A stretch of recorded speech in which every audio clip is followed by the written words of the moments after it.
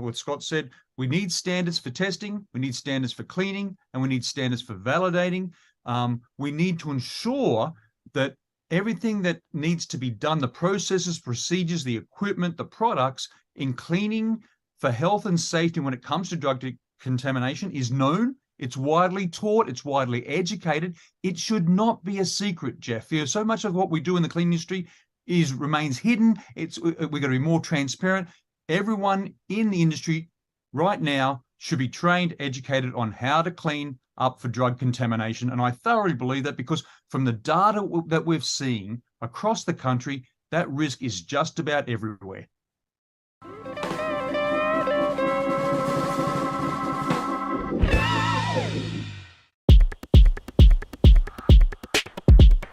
On today's program, this GBAC TV Industry Alert, I am pleased to welcome Dr. Gavin McGregor Skinner, the Senior Director of GBAC, the Division of ISSA. Gavin, you look healthy. How are you today?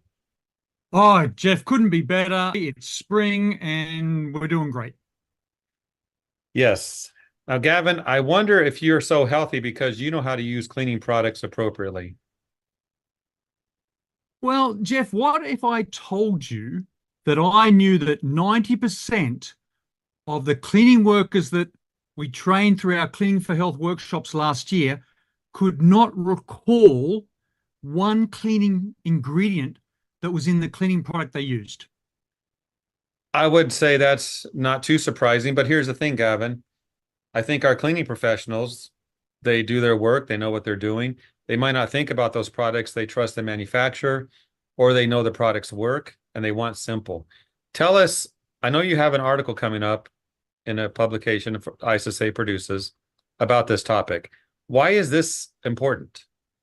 Because I think, Jeff, in the industry, the cleaning industry, when we learn something, when we have real data, real information, we just can't ignore it. We've got to act on it. And, Dyke Hoffman, Dave Mora, Jim Manus, and myself, we ran 54 in-person Cleaning for Health workshops in 2023.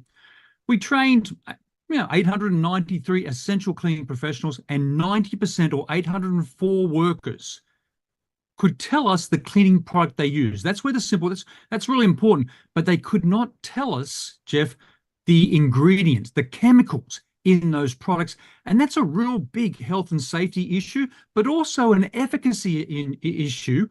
What products, and due to their ingredients, work on what surfaces. I agree with that. I'm looking at your article now that people will be soon reading. You talk about surfactants, solvents, builders, enzymes, biological additives. Sounds like a science class to me. So tell us what the cleaner should know about the products they're using and where to get that information. That's a great question, Jeff, because, the use of cleaning products, not just by the industry, the cleaning professionals, but by everyone, it's ubiquitous. It's everywhere. Cleaning products work because they contain certain chemical ingredients. And the challenge we have is that we need to formalize our training, our programs, our education programs to at least ensure, and this is where we really want cleaning professionals to really understand why that we're calling them professionals, is because they know how the products work, they know what the ingredients do, and it's not just by looking at the label, the safety data sheet, it's by understanding that little, you're right, it's a little bit of chemistry, Jeff, but understanding how a solvent works, a surfactant, a builder, an enzyme, a chelate, or a preservative, why are they in the products that we use, why they're important, and how to use them safely and, again, clean for health. So thinking about that, what actions do you want our viewers to take moving forward? What should they do? Wrap it up for us. Well, really important, Jeff. We went through in our Cleaning for Health workshops, the 54 that we ran. We talked to people about the labels. We talked about the safety data sheets. We said, if I said to you, Jeff, this chemical is considered hazardous, what do you do? This product causes burns to eyes, skin, and mucous membranes. This product has to be used, and you need to ensure adequate ventilation. Or you need to use personal protective equipment, and it always says as required. Or maybe, for example, it's very toxic to aquatic life with long-lasting effects. All that needs to be understood. What are the actions we take when we know a little bit more knowledge than what we've got now on the cleaning ingredients we have in cleaning products?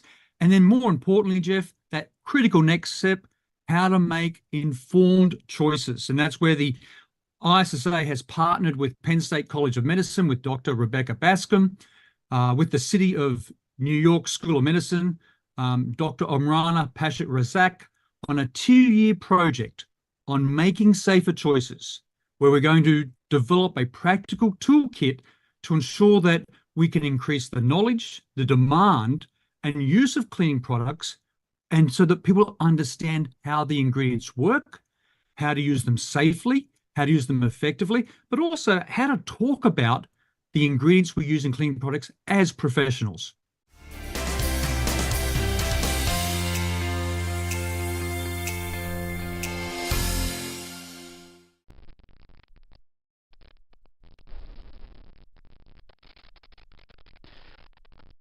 August 2005. It'll be a memory etched into the minds of those of us who lived through and survived Hurricane Katrina and Rita. As devastating as the 150 miles per hour winds were, no one could imagine the inconceivable costs in terms of loss of human life and property that the failure of the levees caused when it flooded nearly 1/3 of the city of New Orleans. With over 275,000 homes lost on the Gulf Coast as a result of the hurricane, 10 times as many as any other natural disaster in U.S. history, the city of New Orleans continues to deal with the results of homes flooded to the rooftop, unparalleled mold infestation, and potential health issues for the residents who remained to salvage what they could.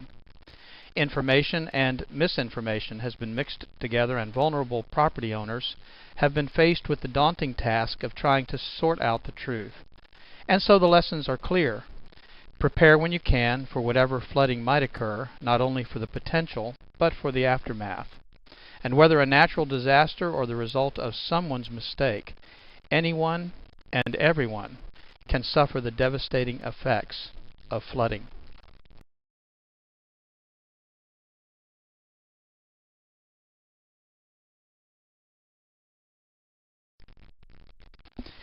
My name's Doug Hoffman, and I'm the Executive Director of NORMI, the National Organization of Remediators and Mold Inspectors. The information you're about to hear is designed to provide steps, guidance, and assistance for reacting to flood conditions in your structure. In most situations, a common reaction to a water flood event is to simply react and plan afterwards. Tunnel vision or over-focusing on the emergency can, at times, distract or omit safety concerns, and poor planning can leave you to fend for yourself after the storm is over. Caution and common sense should always be employed before any action takes place, and I hope this presentation will help you focus on the real issues both before the potential flood and consider the solutions available to you in the aftermath. Without a plan, the results of a water flood event will be worse than you've imagined. So there are several things I'm going to ask you to consider during these first few minutes we have together.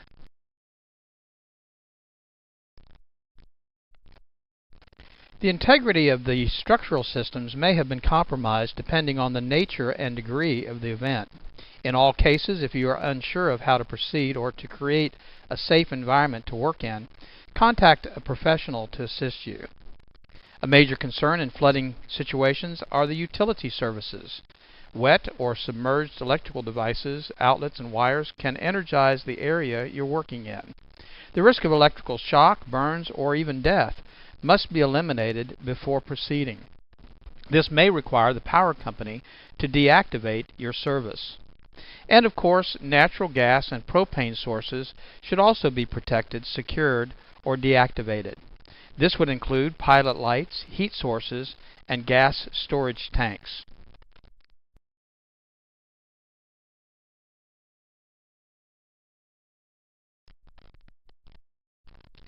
Depending on the severity of the water event, structural integrity should be considered in regards to the foundations. foundation support could be weakened or damaged, allowing structural collapse. And with the utility and structural concerns addressed, the next major concern is the source of the water. Common sources of a water loss are as follows: a broken or leaking pipe from a drinkable water source, sewage or septic lines, groundwater, or a combination of those sources. And of course, you have to be concerned about the sewage and septic lines when you consider some of not only the sources, but the problems that could result after a flood. A general rule of thumb would be to consider any water that you would not drink as being contaminated. This would include water coming in contact with chemicals, human and animal waste, debris, and other unknowns.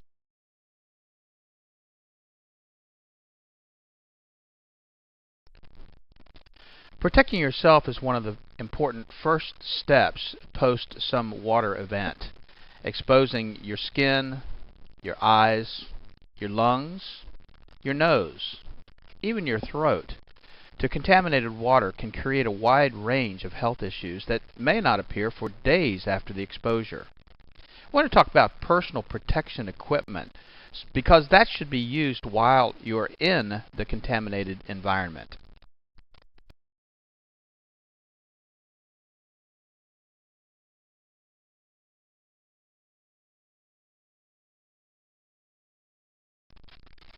Personal protection equipment can include a wide range of items, including boots, clothing, gloves, goggles, and even a mask. We recommend, under normal conditions, a N95 or dust mask that you can find pretty much anywhere. In some situations, the contamination levels are so high that you might even require a respirator. But each situation would require different types or combination of these types of protection. With safety and health concerns addressed, corrective action can then be taken.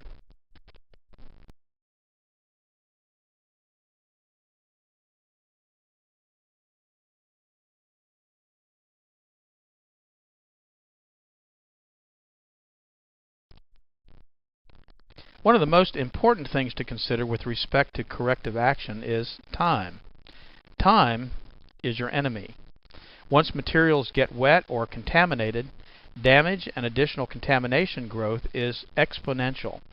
A clean water loss, if not corrected, can promote mold growth in as little as 24 to 48 hours. And contaminations due to sewage or unknown water sources will simply exacerbate the problem.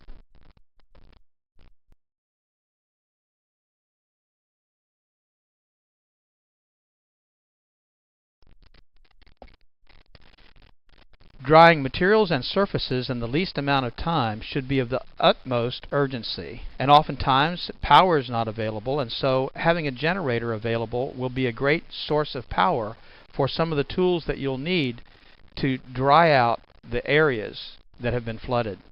Unfortunately, this may require removal and discarding of flooring materials, wallboard, and furniture. Many material and items can be salvaged depending on the contamination source, the time of exposure, the cost, treatment available, and resources. But a flood affecting a widespread area could reduce the available resources for that area. Not only do you not have electrical service, but you may not have access to floor fans or heaters or dehumidifiers or even an ozone machine that might help eliminate some of the potential contamination that you'll be dealing with after a flood.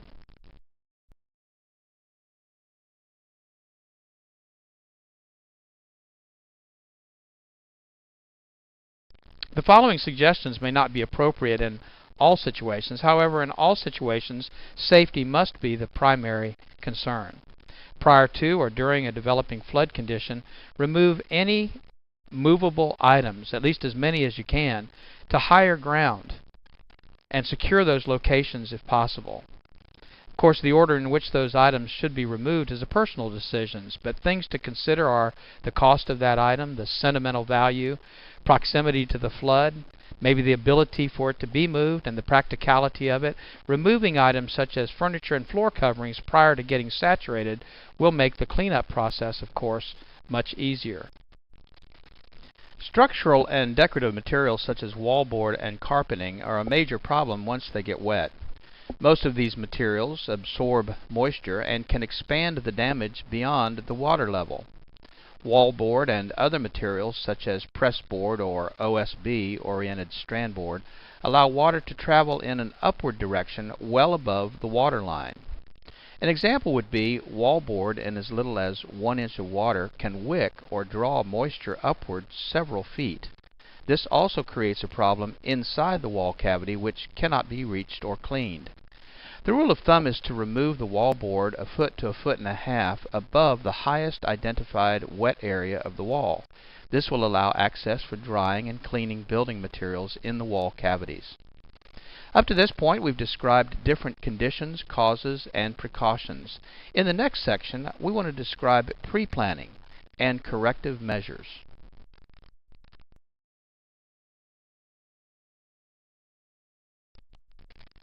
The preparation checklist. As mentioned earlier, safety is the most important issue to consider. You know, taking the important stuff with you is, of course, a great way to prepare for what may be coming.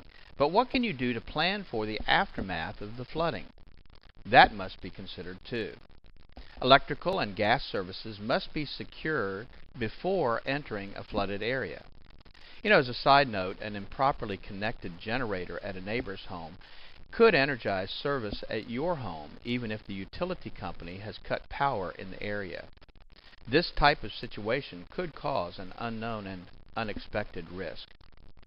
With the utilities secured, standing and running water should also be avoided.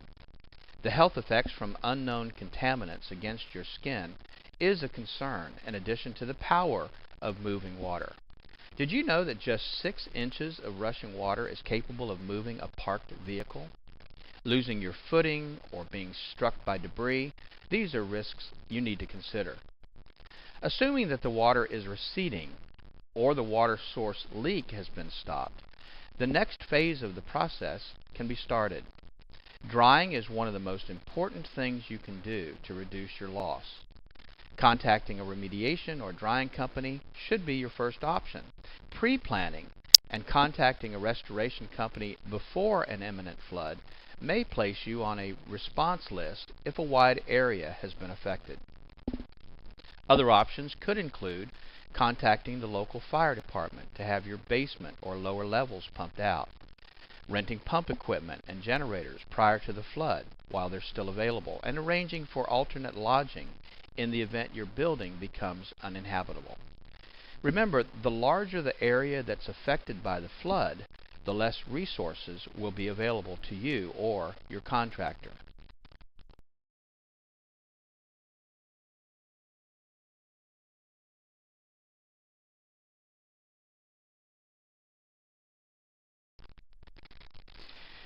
Here are a few internet resources for finding qualified contractors and some definitions we think you should know to protect yourself. NormiePro.com is a great resource for you to find certified mold assessors, inspectors, remediators, and other indoor air quality specialists, and you can find those certified contractors by your zip code. ServiceMagic.com is another great resource for construction contractors throughout the United States, and you can find them by the type of work they do and by your zip code. And then, of course, EnvironmentalExpert.com. To avoid being taken advantage of by a contractor during a flood emergency, understanding the following construction terms will be helpful. Licensed. In many parts of the country, having a license to do certain types of work is not necessarily a measure of that contractor's competency. Sometimes it simply means that they have government approval to work for a fee. Certified. Certification is often offered by certifying agencies, a specific organization that recognizes the skills, training, and the ability of the contractor who is certified. Being certified does not necessarily imply that the person certified is actually licensed to do the work. Insured. A contractor stating that they are insured is a pretty general term and could simply mean that they have auto insurance. Special types of insurance are required for specific types of work. For example, general liability insurance is not appropriate as coverage for mold remediation work. Qualified. A qualified contractor has been trained to perform certain types of work. However, they may not have the required insurances or licenses, or may not even be certified to do that work. The bottom line is that you need to understand the type of work that needs to be done, the capabilities of the contractor that you intend to hire, and then for your protection, have a written quote and description of the work to be performed. Make sure that the contractor that does the work is licensed by the municipality in which he's working, that he has the proper type of insurance, and request a certificate of insurance evidencing that specific type of insurance for the work he intends to do, and make sure that he's trained, either qualified or certified, to do the work for which you're hiring him. Keep in mind, using a contractor that's not appropriate for the work being performed may preclude you from any insurance claim, and you may give up your legal protection. If you cannot obtain a contractor, your only option may be to do the work yourself. With the decision to do the work on your own, we must stress that safety must be the main focus of your efforts to clean up after a flood.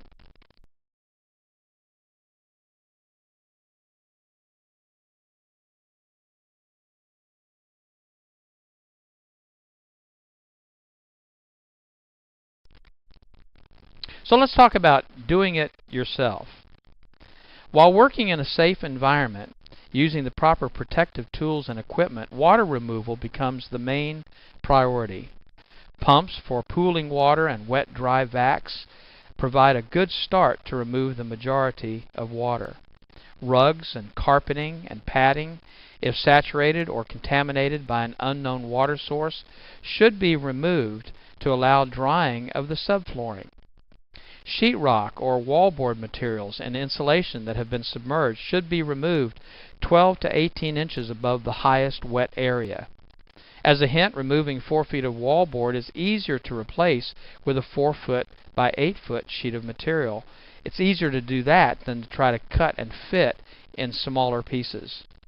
Once the bulk of wet materials have been removed, air movement and turning on your air conditioner if the power is available should be provided. And this would include running the HVAC, heat or forced air systems, using dehumidifiers and fans to increase air movement, and applying sanitizers like ozone machines to help prevent mold and bacteria growth. Sanitizers are extremely important when dealing with sewage and water from unknown sources. Heat drying systems can also be used by trained professionals to dry the environment. However, improper use could result in fire or permanent damage to materials by drying them too quickly.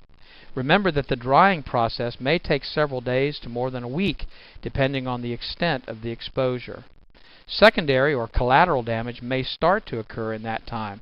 Mold and other microbial growth may start to appear on surfaces exposed to moisture or elevated humidity levels.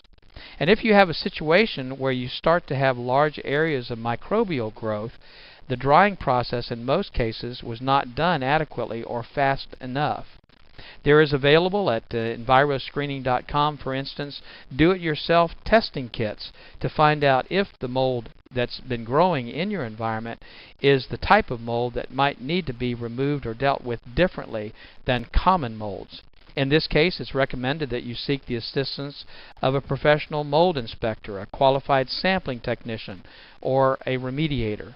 Health concerns become additionally critical as the environment conditions deteriorate.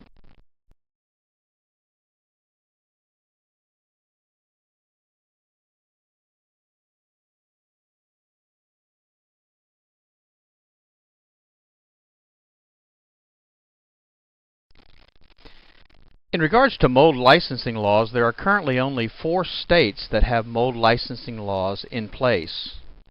Texas and Louisiana, of course, have their mold licensing laws in place. Florida has their licensing law in place, but it doesn't go into effect until 2010. And then just this year, the state of Maryland put in place their mold licensing law.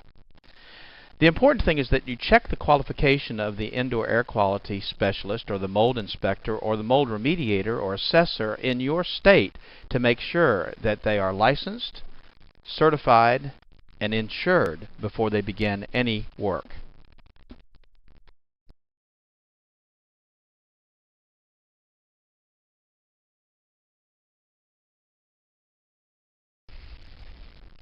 Let's talk about some common misconceptions and myths pertaining to flood and mold and indoor air quality. Oh, bleach kills mold. How many times have you heard that? Well, bleach is an effective sanitizer, but in many cases it will not sanitize or remove mold at its root. It will bleach out the color, of course, so that it goes clear, giving the appearance that the problem's been removed, but it cannot, in many cases, get down into the microflora and destroy the mold at its root. Oh, just get rid of the water. Everything will be fine. Well, that's not always enough to protect your property. Most of the affected materials do have the ability to retain moisture, and elevated moisture levels are the main cause of much of the residual damage from flooding. Well, lots of air fresheners, that'll help. Well, that's not true. In actuality, most air fresheners only attempt to mask the odors. The odors are an indication that moisture, contamination, or growth still exist. And the chemicals in those fresheners can also be a source of indoor air quality contamination. Well, your insurance company is going to take care of the problem. Don't worry about it. Well, of course, insurance companies are not always quick to respond because of the heavy workloads, the emergency claims that bog things down and delay payments. Many homeowner insurance policies have exclusions that limit or exempt the insurance company from paying a claim. An example would be a claim to an insurance company for water damage from, say, groundwater intrusion. In most cases, the claim could not be covered unless you had flood insurance and the area that you're in was declared a disaster area by some government agency. A similar situation may occur with mold damage, and the water damage in the home may be covered by the insurance company, but the mold damage as the result of the water would not be covered.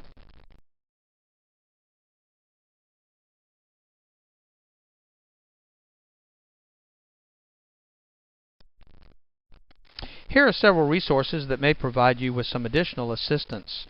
Of course, the FEMA and the EPA government websites are good resources for more information about how to contact those agencies in an emergency. And also at the normie.org website, we've located a lot of resources for you, articles in regards to antimicrobials, information about mold screening kits, and other things that we feel will be helpful to you. We highly recommend that you seek professional assistance when dealing with a flood, mold, or indoor air quality issue. And please remember that the information that we have been providing to you is really for your information and not intended to replace professional training and assistance. I want to personally thank you for taking the time to listen to this overview. I am hoping that you will benefit from the resources we've made available to you, but also from the training that we offer industry professionals to help you through the process of getting things back to normal. It's my hope that you will never be faced with the issues we've discussed, but if you are, you will now be better prepared. Thank you.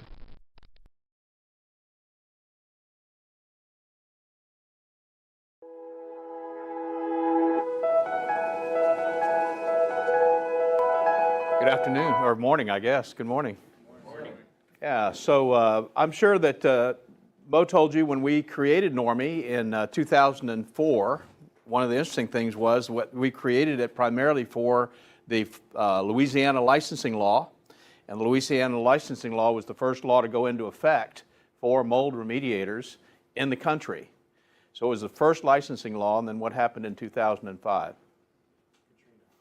Katrina. And so we were right there able to help, I think, a lot of people with some of the issues that were of a concern to us. I'm not sure if he talked about the difference between the IICRC and us, but they come from the business more from we're not competitors, by the way. As you know, if you're an IICRC person, you get continuing education credits off of this class. So we work together. We just look at the industry differently. They come from the water restoration side of the business. We come from the building side of the business. And one of the reasons why we do that is not just my background with my licensing, but the main reason we do that is because we try to look at the house and the problem that they're experiencing in terms of a mold issue as a holistic kind of problem, not just fix this problem and everything is great, but think in terms of how we can actually improve their indoor air quality. So when I was moved to New Orleans in 2002, I was actually doing some of the things that you guys are doing now and some of the things that we would recommend that you do in terms of ongoing IAQ management, which is what we call our sanitization protocol. How you create an environment in which mold won't grow. And that was really based on my book, Mold-Free Construction, which you have access to if you have the Normie app. We do have an audio version there, so you can just listen to it. Might put you to sleep, but you can listen to it if you like, because it's on iTunes and on Audible as an audio book.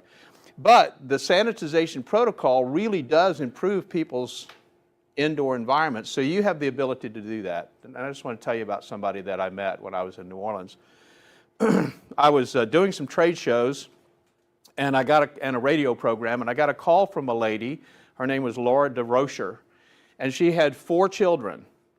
And her youngest child, who was 8, had some very severe sinus issues. In fact, as she was talking to me, she had, of all 4 of her children, the other 3 had constantly been to the allergist every month. Now think about that for a second. Every month, for years, they had been to this allergy doctor. And she had found some mold up in the kitchen area over one of the cabinets, and she was concerned about how that might be affecting their kids, because she heard me on the radio and she knew that mold was an indoor air quality problem. She'd never really thought about that before. It's mold, you know, how could it affect my children's health? But she was putting 2 and 2 together. She was saying, maybe there is a problem here with this mold that I'm seeing. So I went out there and I did the assessment. It took the sanitization protocol. It was not the amount of mold or the type of mold, or there wasn't a moisture problem that actually was causing the mold. It was actually a HVAC problem with the relative humidity. So we did the sanitization protocol, put it in place just like you see it today, exactly the same protocol. And she was really excited because in about a week she was feeling better. Her kids seemed to be feeling better. She wasn't sure. But the interesting thing that she told me when I was there visiting her was that her little child, the one that was just a few months old, they had scheduled that baby for surgery, sinus surgery. And she said, we've decided to kind of put it off because things seem to be going better. We'll see how this goes. Well, interesting story to kind of shorten everything up. About a year and a half later, maybe 2 years later, I got a call from her and she said, I got to tell you an interesting story. She said, first of all, I got a phone call from my pediatric physician, the allergist. He was concerned that we had switched doctors because I haven't taken my kids to the allergist in almost a year. We decided not to do surgery for the baby, and the baby is doing great. Now, a couple of years old, doesn't seem to have any allergies to the environment and what's going on. She said, I think you really solved a bigger problem than you maybe think you solved. The reason I'm telling you that story is because we hear that story over and over and over and over again. Maybe not quite as dramatic, but we hear that story over and over and over again. You are in a very, very important industry.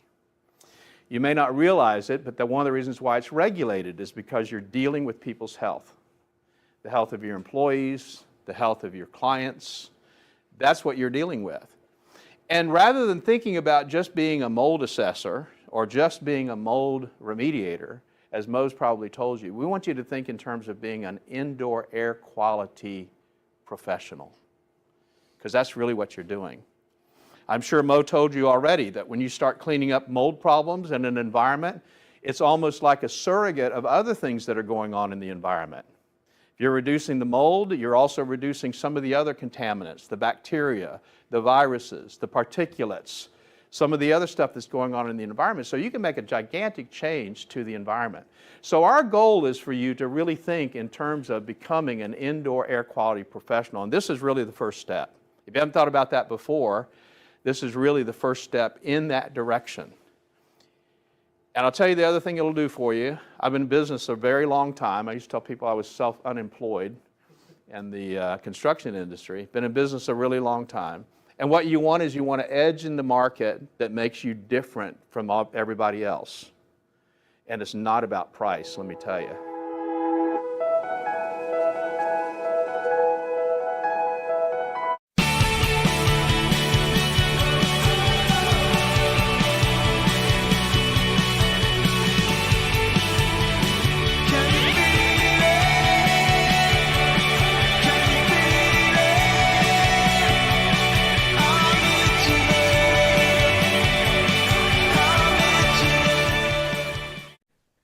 So I'm going to start tonight with my good friend and colleague, Larry Cooper.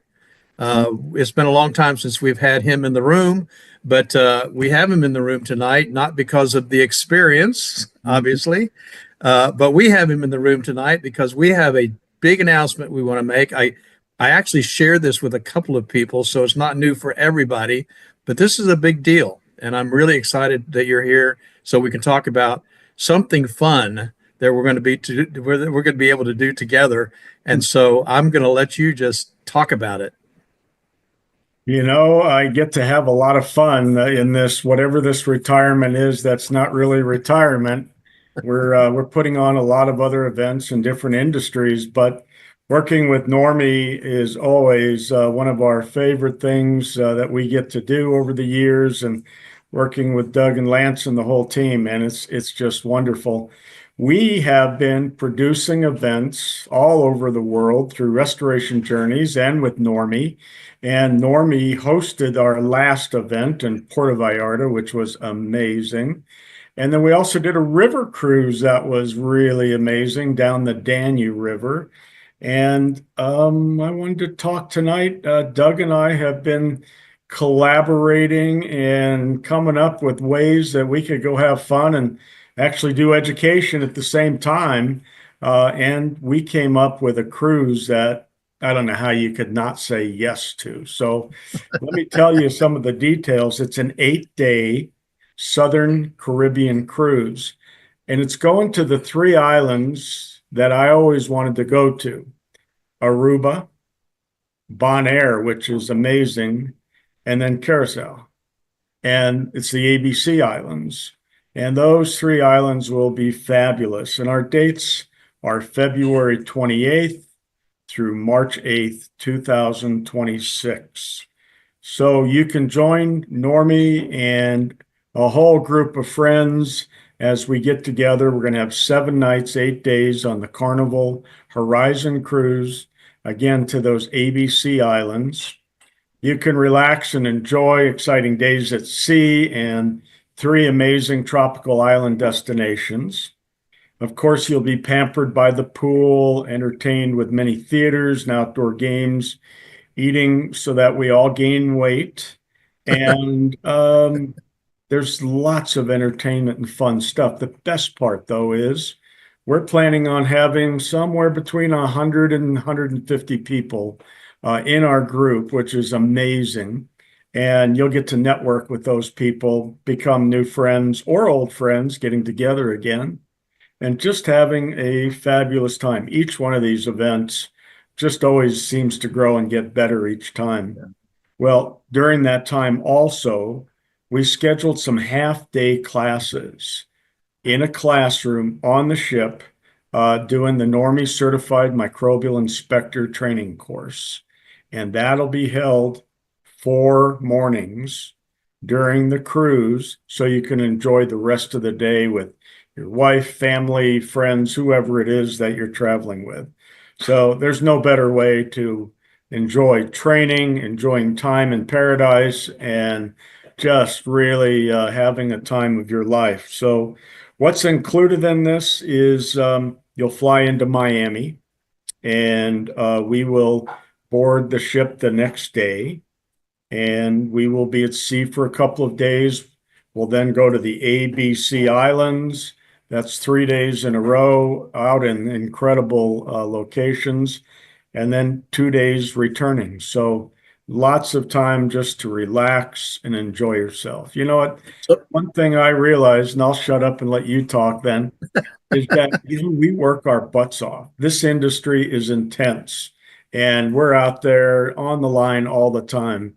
You got to take the time, smell the roses, and enjoy yourself. This is a wonderful opportunity, and getting to spend time with that guy is always fun anyway. So I'm going to shut up and let you talk. Well, I was just thinking as you were talking, some of the benefits that we're going to get from this, besides being able to spend a bunch of people with really good time with a bunch of really good people, we've opened this up. So you've got contacts all over the world, people that you've talked to for years. I think you said we've got maybe a couple of dozen people already wanting to sign up for this that are just basically industry leaders. So this is not Right. just about Normie. We're also opening the door for our relationship with ISSA, a strategic alliance we have there. And so I have a feeling that it's going to fill up pretty quickly. I think we could probably do over 200 when it's all said and done. And that's just going to be a great, great opportunity for us to network with industry leaders, learn a lot about what's going on in the industry, get some training, some special training for your continuing education training. And that training also will qualify for Florida's continuing education licensing requirement. So there's just a great opportunity, I think, to spend some great time with some fun folks. We had a great time in Puerto Vallarta. It was just really, really cool, and I'm looking forward to this. I mean, who doesn't want to be at in the Caribbean the first week in March? Hello. You know, I had a great time with all the Normie folks that came. They were really great people. Well, what happened over the last week was kind of crazy because my daughters, especially Jillian, who organizes all of this, and Jennifer started just calling all the friends in the industry, and everybody said yes. So these are all industry leaders across the board that you'll get to network with, but we're going to party and have a great time. So you got to get ready for that. Here's something else that's really amazing. Do you remember the river cruise we did? Mm-hmm. It was $12,000 for a couple. Yeah. $12,000, and we filled it, of course. Yeah. But this one is a little better price than that. So I'll say. the base cabin goes for $1,372 per person, and that includes the training. Yeah. That's amazing. So Yeah. you can upgrade your cabins. I'm really spoiled, man. I like balconies, so I can go out and sit on the balcony and have coffee and just forget the world. Well, those cabins are only $1,862 per person. Yeah. Yeah. So this is a great opportunity. Now, also, if you were to come and bring your wife and she's not attending the class, there's a discounted rate for her also. So Right. you can go to our website, see the prices. You can call us. We'll work with you to get everything booked up. You just need to make sure you have a passport and be ready to have a great time. Bring a lot of shorts and swimsuits because that's the attire for the day, man. You know what we also didn't mention was if you're a business owner and because you're taking classes, I would say that this could be written off. Absolutely. So that's exactly why we're doing the 4 days, the mornings. We need to do 12 to 14 hours of education, and this becomes a tax deductible credit for you on your business. And we've been doing this for 14 years, so we know that that works pretty well. Yeah, we're going to corral some people in. We haven't done finalized the plan yet for the training. You mentioned the certified microbial inspector course. Of course, that's going to be offered, but I think I heard today that there's another room that we could use if we wanted to do more training. Yes. And we're looking at other people that are in the industry that could offer some training. We'll be getting that kind of formalized here in the next week or so. But it's going to be an opportunity for not just a training, but maybe multiple different types of training, which is kind of exciting as well. So it's going to be a super time that we're going to be able to spend together. We got it up on our website. Let me just show you where this is, Larry, so you know and all of the members know. But if you want to log in to Normie and or no, not, I'm sorry, you don't have to log into Normie. You can go directly. This is not protected, password protected, because we want anybody to come. We may have some of our friends that'll come to this, and they're not a part of Normie. But this is at events.normie.org. Events.normie.org. And you can see that, I assume. The nice thing about this is if you click on this, it's going to take you to another page that shows you a little more information with the dates. And then when you click on this, it goes directly to Larry's website so that you can get the information you need. He's handling all of this for us. And there's all kinds of options.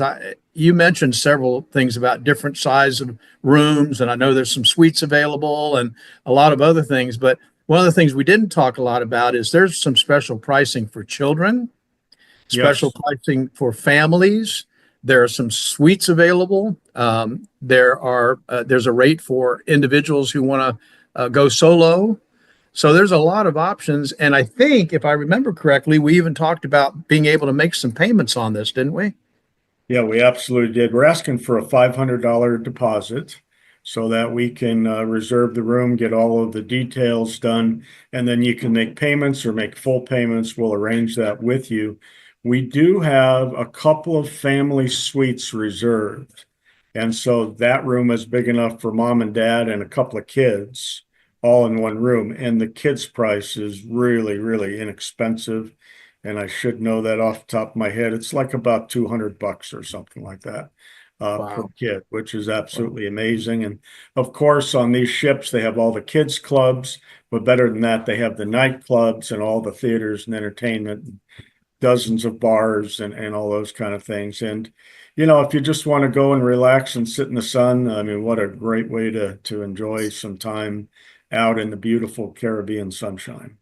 And when is the, if I remember correctly, the deadline is what, 6 months out, end of October, maybe 1st of November, that they can start. I mean, they can start making payments now, but I think that was the plan, wasn't it? That end of October, 1st of November, something like that. Yeah, I believe it's in October. We'll get that. All payments are due by November 15th. There you go. So you got six and a half months to pay for this thing, which is pretty cool. I have a feeling that was that $100 a month? Yeah. You'll be happy to take it any way we can send it. But this is really a fantastic opportunity. And I'll just tell you, I'm not just blowing smoke. This is absolutely true. I've been on several of these kinds of events, and Larry and his team absolutely take care of you like your royalty. I mean, it's not just when you're on the ship. I think we may even talk about doing something the night before. If we get in Miami early, maybe we can have dinner together and do some. Well, we're going to have a hotel base for everybody to come to. We'll get special rates there, and then we'll do a cocktail reception so everybody can register and meet each other and just start having a good time right then. Fantastic. Well, I think I told you I'm threatening to bring Mardi Gras beads for everyone. So. I hope you do. So we have a party atmosphere, but we are definitely looking forward to it. And I want to thank you for taking the time to be here tonight. I know it was kind of last minute when I contacted you today, but thank you for being here. We're going to run this through our Normie TV and our radio and let people know about it, get the word out, because anybody can come. If you've got family, you want to come for the training, but you've got family that are not interested in the training, like maybe your wife, that's okay. Come on. You got a brother, brother-in-law, sister, sister-in-law, family that want to just be there and have fun. This is going to be a great opportunity. And so we're looking forward to it. One more point I'll just throw out is the earlier the book, the better rooms we can get you, and you could be next to each other or near each other so the group's together. Each level on the cruise boat obviously is for what you select. So the higher up you are, it's usually the suites and or just the balcony type of rooms. And I think this is interior, I've done exterior, I've done suites, and I have fun in all of them. And I think the Horizon is, I thought I saw where it's like 3,200 maybe rooms. It's a big boat. It's a big old boat. I don't know if you can see that. There it is, man. It's a big Hummer. So it'll be plenty of fun. There'll be plenty of things to do and activities, and we just are really looking forward to it. On board also, we'll have some cocktail receptions. We'll have a dinner for the whole group, so everybody can really network and get to know each other a lot better. Yeah, when you and Jill started looking for these different cruises, and you came back with this one, all I could think was Aruba, Jamaica. Ooh, I want to take you. I think that could be our theme song. We'd be okay. It's going to be a great time. Thank you so much for being here, Larry. I really appreciate it. Tell Jill I said hi, and we'll get on this right away, start promoting it. Thanks for getting that website done. Absolutely. You guys take care. It's great to be with all of you, and I'm really looking forward to seeing you on board. All right, man. Bye-bye. Bye-bye. Have a good week.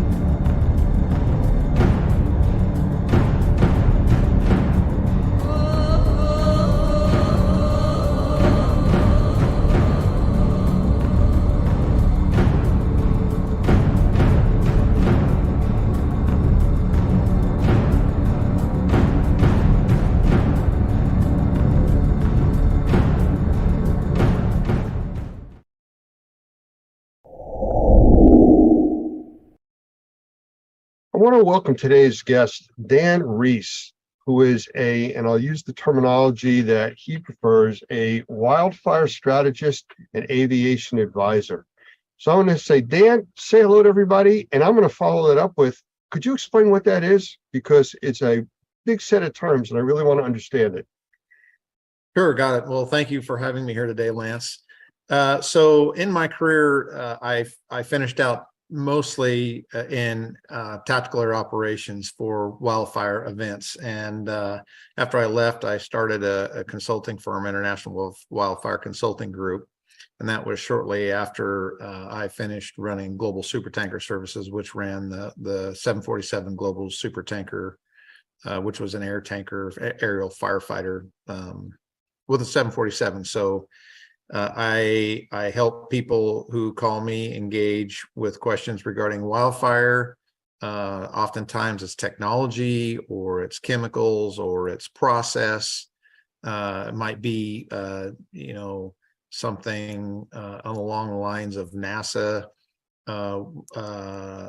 presentations for people who want to engage with NASA, or new equipment like say a fire nozzle. People who want to understand what it takes to engage in the wildfire community is pretty much what I do. Well, it's interesting. I actually, before we went live here, did a quick research on you with LinkedIn and a few other sources. And just what you're mentioning, it's kind of interesting, where I saw an article that you were involved with for water conservation and firefighting, just by changing the shape of the nozzle. In the stream of the water flow, it cuts it like in a third. So, I mean, that's kind of interesting stuff. I'll tell you what, though, some really sharp images and photos of those big planes dropping the fire retardant, on the site. So it's pretty impressive. Anybody watching this, you may want to take a look and find him on LinkedIn. Pretty interesting stuff out there. But before we started today, we were talking a little bit about the difference between the central part of the U.S. and the East Coast and California, which is where you're from. Now, California's been dealing with wildfires forever. Correct. The new phenomenon that's affected us on the East Coast, and I'm in New Jersey, is smoke from Canada, hundreds and hundreds of miles away, causing this choking of the air quality, not just outside, but inside of our homes. So what do you see, what we're facing now compared to what you normally deal with in California? Well, it's clear and beautiful and a really moderate temperature here, this summer with the weather patterns, which is really nice. I think that El Nino probably has something to do with that. As I watch the news sources and the science research with the polar vortex, collapsing somewhat and changing the airflow and the cooler weather, it's really nice here in California. And we've not had the fires, this year that we've had in the last several years, and the air's been clear. So it's been really nice. A little agonizing to see what's happening on the East Coast and the Eastern Seaboard and in Canada, where we don't typically see that. And ironically, we see a lot of fire on the West Coast and it's highly publicized, but in the Southeast of the United States, there's a huge number of fires there that occur typically annually. Although I don't think in scope and size of what we see here with the integration of the population in what we call the wildland urban interface. But the smoke conditions definitely will get people's attention. And when we start seeing entire towns, being razed like Paradise and Greenville and the towns up in Oregon and now Canada, it definitely starts to get people's attention. Well, I've seen a big change in, I don't want to say weather patterns, but just because of the way we've been for the last, I'd say 3-4 weeks here in the Northeast, we haven't had rain. I mean, everything's extremely dry. Now, normally for us, June, we usually run that week or 2 or 3 of, we'll run those 85, 90 plus degree temperatures, and they start calling it the heat wave and everything else. We haven't had that, which I'm not complaining about.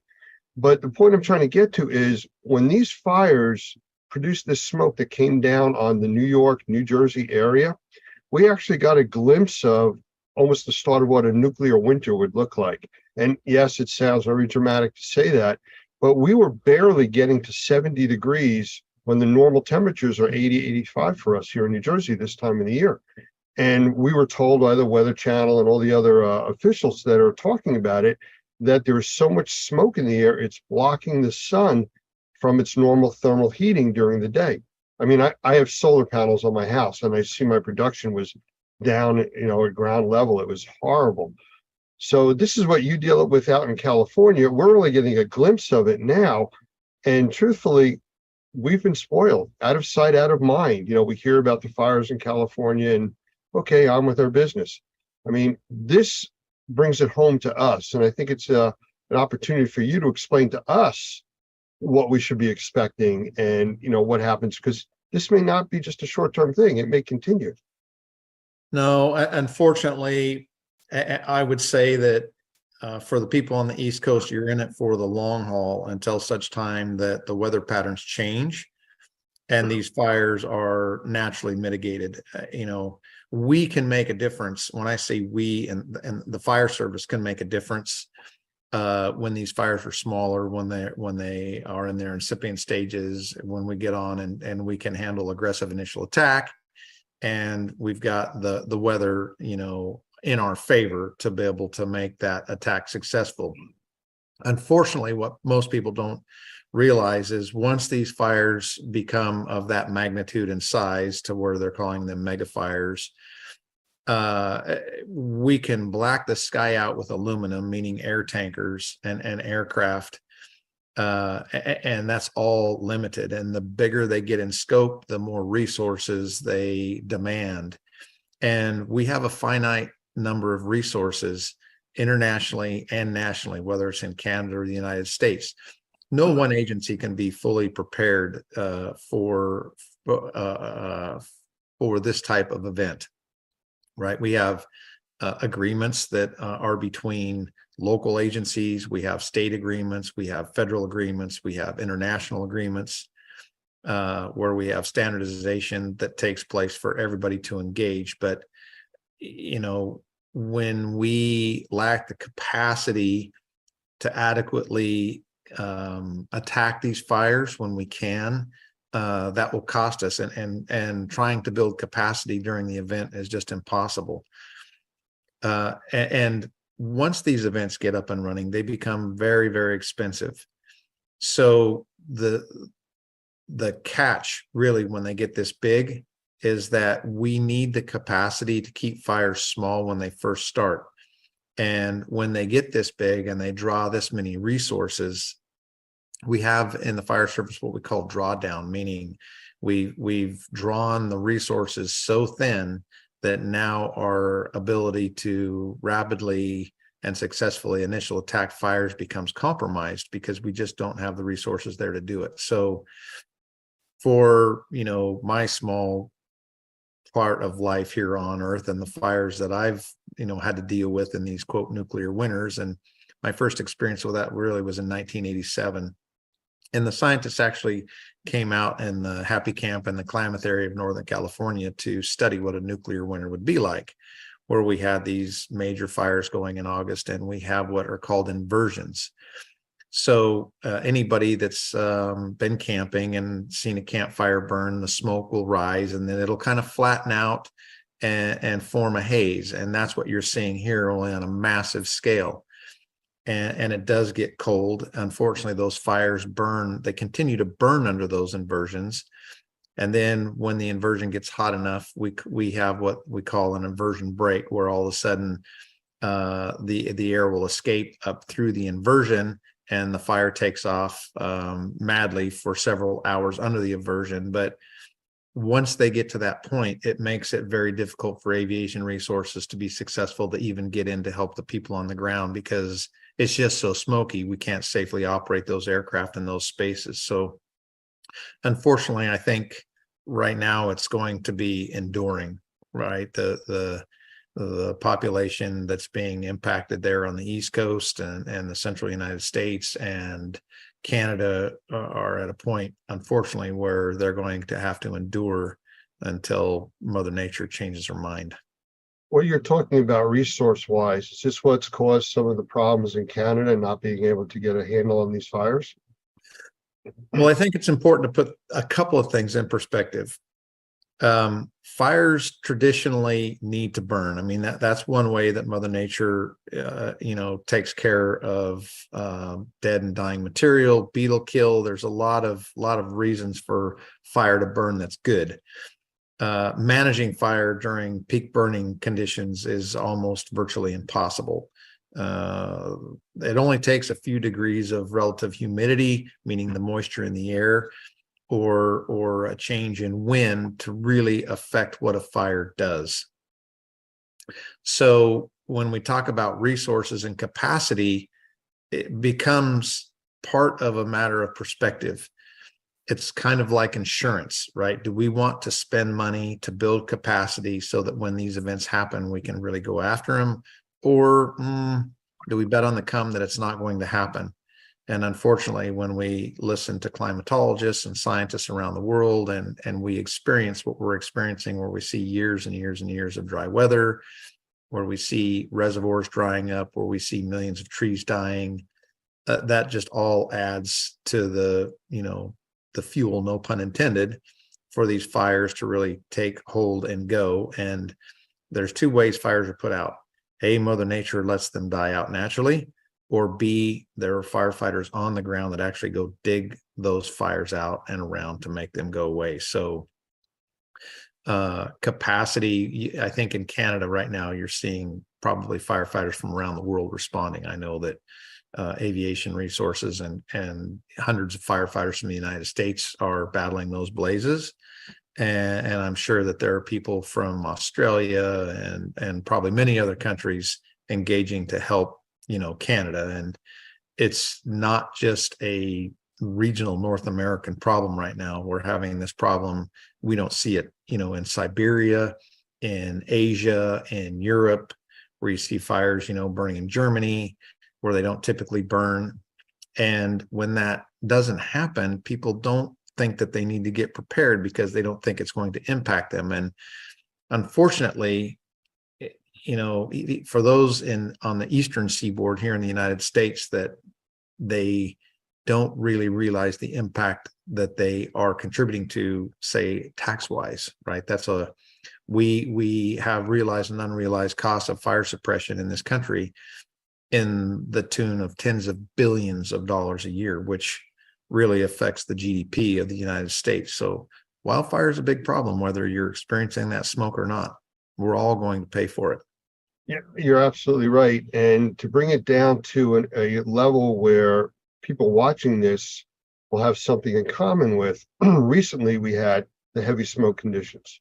And that's what I'm going to call the smoke conditions. And they were telling people, stay inside, avoid going outside. Now, we know from the indoor air quality side of our industry that the inside air is normally up to 10 times more polluted than the outside air. So we're already now telling people to stay in an environment that we know is more polluted than the normal outside air for them breathing. We have sensitized individuals. There's a whole class of people that suffer because of that, but also because of the building codes. Commercial buildings, public apartment complexes need to bring in fresh air on their heating and air conditioning. So now the systems that are ventilating the inside of their buildings are bringing in this air from outside, which is all smoke, VOC laden with chemistries. And that's a whole nother side that nobody's prepared for, because you still have to breathe. You can't hold your breath for 5-6 days. You know, that doesn't happen. And we use an example in some of our teachings about the importance of breathing.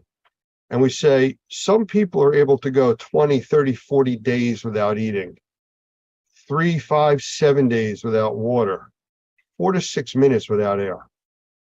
Correct. You know, so it's not like you can avoid breathing. So you have to do things that are going to help. And that comes back to your point before about preparing ahead of time. We don't spend the money on the resources. I've been involved with the government world for many, many years from my background, and money was not usually spent on preparedness. It was always throw money at it when there was a problem. And to your point, if you don't stop these things when they're very small, they become unmanageable. Correct. Capacity is it's a big deal, right? Being prepared both nationally and internationally is extremely important. You know, my background really, I put myself through school fighting fire, and putting myself through school, I became a critical care nurse. And so I worked as a critical care nurse for several years prior to me becoming a firefighter. So it's concerning to me. I have 2 children, one 16 and one 19. And we were impacted, for instance, by the Camp Fire, which burned the town of Paradise down. And in that fire, I think there were upwards of 20,000 structures that were burned to the ground and 80 some odd lives lost. And that fire burned into my town. That's where it stopped. But my children were exposed to something that I chose to expose myself to as a professional firefighter. And that's unnerving, because it's not just the smoke that you burn, that one breathes in the minute. It's the side effects many years down the road that impact, you know, firefighters. And firefighters are notoriously prone to all different kinds of cancers, and they're called assumptive conditions that, you know, the government pays for when we get it. And oftentimes our lives are cut short. So that's what goes through my mind. And personally, you know, when we were inundated with that kind of smoke, I did limit my children going out, because the air, like it or not, was worse outside. I did ensure that they were wearing N95 masks, similar to what, you know, people did, and I'm sure have in their possession as a result of COVID. Anything to be able to catch that particulate, changing out the filters, you know, regularly in my home. Those were all things that were, you know, top on my mind, just from my medical background and being conscientious of my firefighters when I was in the station, as it related to, you know, diesel exhaust fumes and the bays when we were pulling engines out or pulling engines in, right? That wasn't a place to idle, because we just didn't want to be breathing that. Same for the public. You know, there's an educational component that is missing in many industries. And in our industry, again, out of sight, out of mind, because you don't see the microscopic particulate and organisms and everything else that you inhale, people don't think about it. But when you're dealing with the fires, again, when it's in California, Here on the East Coast, we don't think about it. We don't see it. It's not affecting us on a daily basis. But the submicron particles that are in these smoke plumes that are going out, they go straight into your lungs and they pass right into your blood system and all the chemistries that are associated with them. And there's that's thousands. What's that? There's thousands of these, even just from a burning pine tree. Well, and I've heard people even talk about, well, it's a campfire or it's a fire pit. We do this all the time. Well, that's true.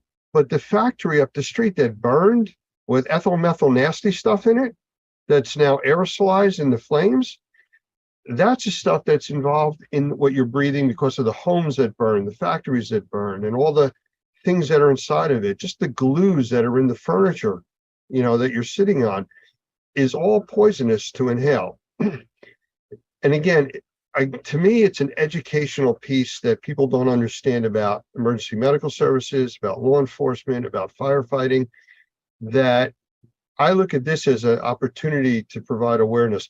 Something as simple as a firefighter coming out of a burning building, the last thing you would want to do is cool him down by hosing off his turnout gear while he's wearing it. Or give him a hug.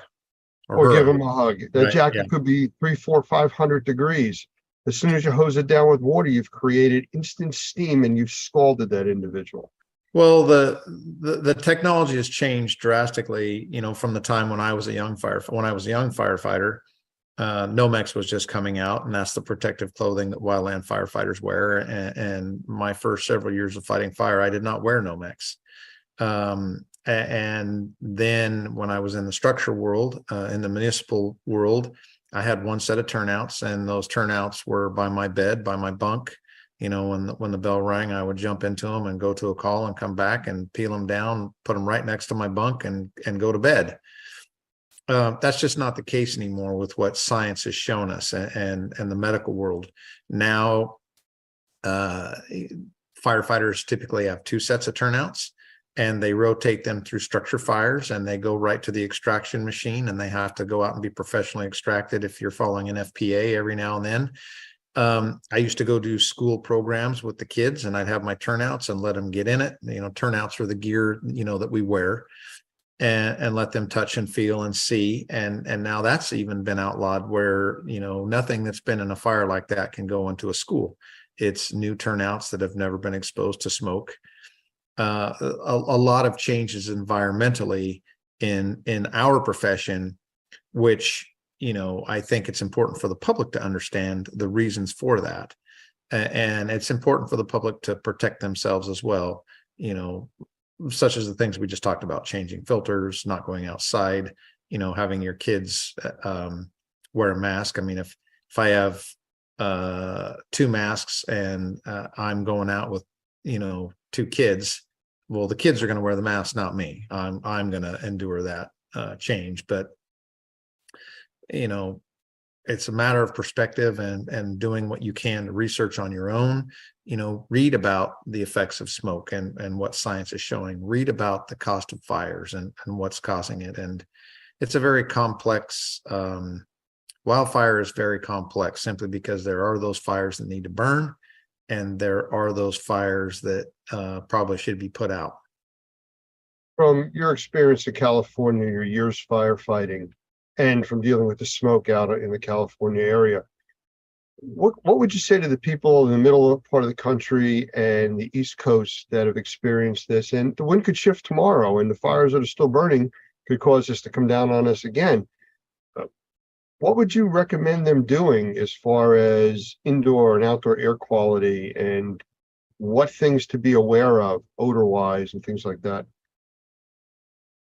Well, wildfire smoke has, in my experience, two different kind of smells. There's a smell when a fire is going through a residential community, for instance, when we have many homes burning and it smells like a structure fire, or if anyone's thrown, you know, plastic garbage and things into a campfire, you kind of have that acrid smell. And that's the nasty stuff that you don't want to see burning, and you definitely don't want your children burning. As firefighters, sometimes we can't get out of those situations where my firefighters could put on a self-contained breathing apparatus. We call them SCBAs. Until that smoke was clear, that's what they did, and their turnouts were washed. So for those in the public, it really is limiting your exposure outside when you're listening to the environmental air pollution control advisories. Those people that are susceptible to lung issues and problems, I would speak to your doctor. I would see what kind of HEPA filtration systems that could be put into your homes, to help filter that smoke in your homes. And once again, my children, I put them into masks, no different than when they were in COVID, when they were walking around out there, when they had to be out. Otherwise, I kept them indoors. Yeah, just to a point that you just made about wearing masks, the N95 masks, N100 masks, whatever you're able to get, they work great for particulates, but they don't do anything for the VOCs, the volatile organic compounds, which is the gases and the chemistry in the air. Right. That you need scuba gear, like you're talking about, self-contained breathing apparatus. Mhm. And the public isn't going to wear that. No. So staying inside, it's really your best bet, at this point, and try to avoid these situations if possible. Agreed. All right. Well, I really appreciate your time. This is all about a public education and awareness that we're trying to push out there. There's many other segments that we will be playing following this. And I really wanted to set the stage, which is, I feel we've done that, as to the problem that's out there. It's not going away. It wasn't the 3 or 4 days that we had here, and the problem's never going to come back. It's things that we need to be aware of. Correct. And I really appreciate your time and help with that. Absolutely. Thank you for having me today, Lance. Appreciate it. Be safe, and good luck with your new adventures out there. And I look forward to seeing some more of those interesting images and videos of all these firefighting planes and stuff you got out there on your site. Yeah, there's some Thank you very amazing much. pilots and people. Yep. Thank you. Thank you. All right. Here at the experience, and we're talking with Vlad, and I'm going to let him describe what he does and tell you a little bit more about him. And I'm not going to try to pronounce your last name. Smart I man. don't want to destroy it. It's very smart. Vlad, so who you are, you can say your last name. Yeah, Vlad Mukatumian. I'm There the you go. co-founder and CEO of Restoration Inbound. And what is that? So Restoration Inbound is a full service digital marketing agency. I just spoke yesterday at the Experience Conference, and the thing that makes us unique is we also build our own AI marketing software on the back end. Yeah. So you say you build your own, you have your own Mhm. developers. My cousin, yeah, he does all the heavy work. I force him to. So Okay. yeah. Yeah. So he's writing this as a proprietary operation. Yeah, it's proprietary because we're not licensing it. We might in the future, but really what we noticed is there's really no one out there, very few people that actually build AI marketing for restoration owners, right? I don't know anybody else really. So we started just building a suite of tools. He likes to do that.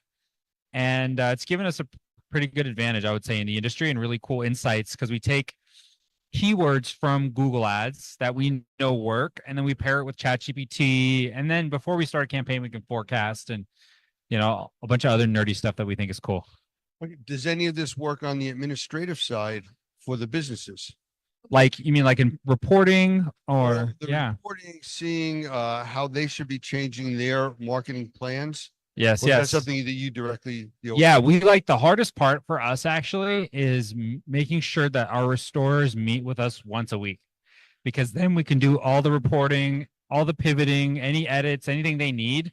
So yeah, we have software integrations that we can use for people that will auto text, auto email clients, remind you for things. Yeah, we've done stuff like that as The well. for reporting. autoresponder concept. Yeah, I mean, you tell me, Lance, if you want to build, I'll get it done for you. Yeah. All right then. Yeah. Something that'll feed my dog at a certain time. of Yeah, day, yeah. Just so I can, As long as it's a restoration dog, restoration we dog. will take care of it. Yeah. So I saw that you were talking with Michael Pinto a lot. Yes, sir. Have you been working with him or doing some stuff with him? Yeah, Michael's he's a mentor in the industry. I actually typed in during my presentation, I actually talked about this. So you can see who's who. So you can use ChatGPT to determine leaders in different industries, right? It's got the world's knowledge on there So it will basically go ahead and it will spit out those results. So if you type in, world's leaders in mold remediation, two of the Normie members off the top of my head pop up. Number one, actually, ChatGPT says is Michael Pinto, which is how I connected with him, and he started mentoring me. And then Doug Hoffman, I think, is actually number three. Don't tell him that. Yeah. Don't let Doug know Michael above him. That's all. So, Yeah. That's interesting Yeah. that it comes up that way. Yeah. And so so the cool part is though, right, for anyone watching out there that is in remediation or inspections, you can type in, well, who are the top real estate agents in whatever, New Jersey, New York, and you can find the top realtors, other referral partners to reach out to.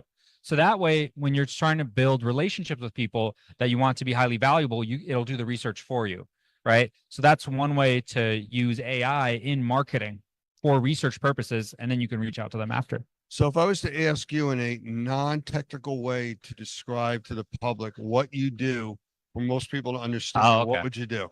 I help you get more jobs. I help restoration companies get more jobs. Because they get more jobs, they can increase their prices. So then they become more profitable, right? And then the last thing I do is I take work off of their plate because they're constantly overwhelmed as business owners. And so we build software and technology to, make life easier for them. Yeah. That makes sense. Yeah. That should be on our brochure. Maybe that'll be next year at the experience conference. I'll have a brochure for that. There you go. All right. So, yeah. So is there anything else you want to tell us about your company or what you've been doing? Yeah, I mean, I think the one thing we spoke about yesterday, I can get into that, which is social media and how a lot of these restoration owners, they're not on social media because they think, oh, well, my clients aren't on Facebook when they get water damage job, which is very true because obviously Google is king. You want to be on Google first. However, they don't think about that all these other realtors and other business partners are on social media that you can talk to them. So that is the reason why you should be on there, not for your clients per se directly, but for the referral partners. And that's where social media, I think, can really shine.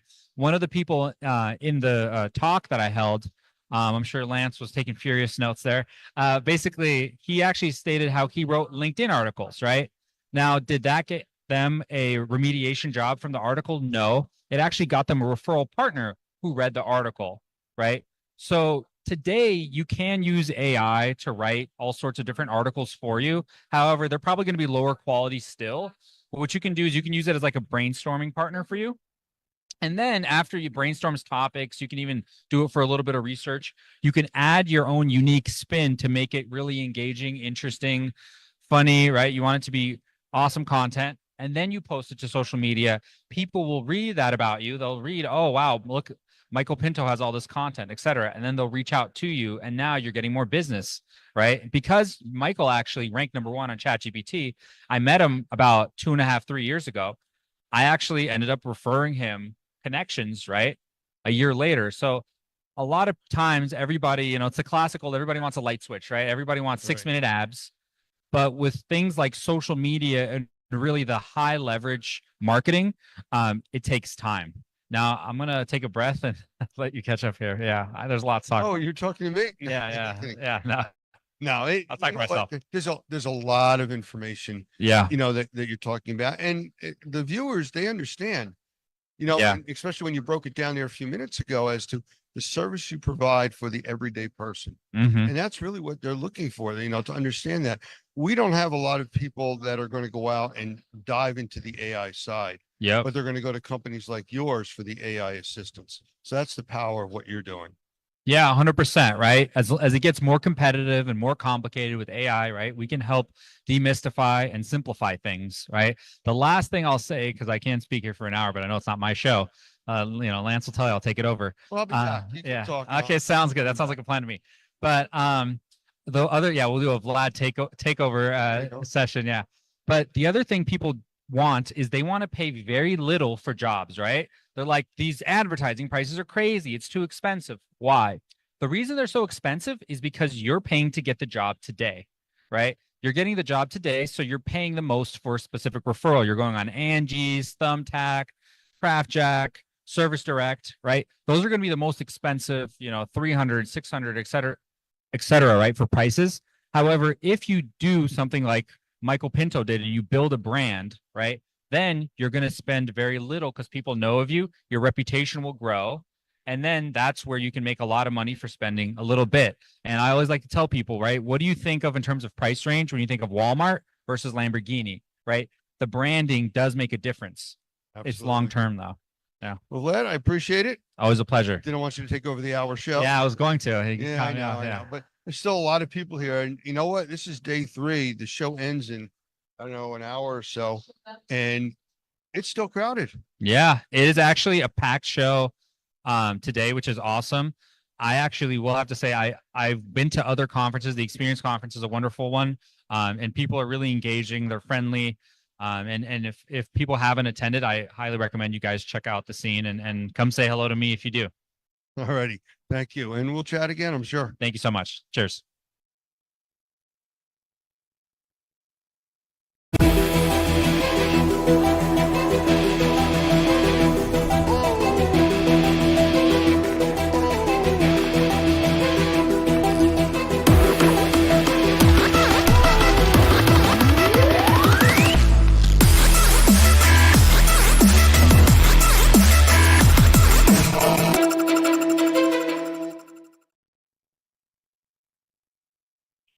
Okay, everybody, one more time before the end of the day, and then we have all day tomorrow to do some more interviews. But for now, I want to end the day talking to, and I'm just going to say, Becky, I mean, we've done trainings together.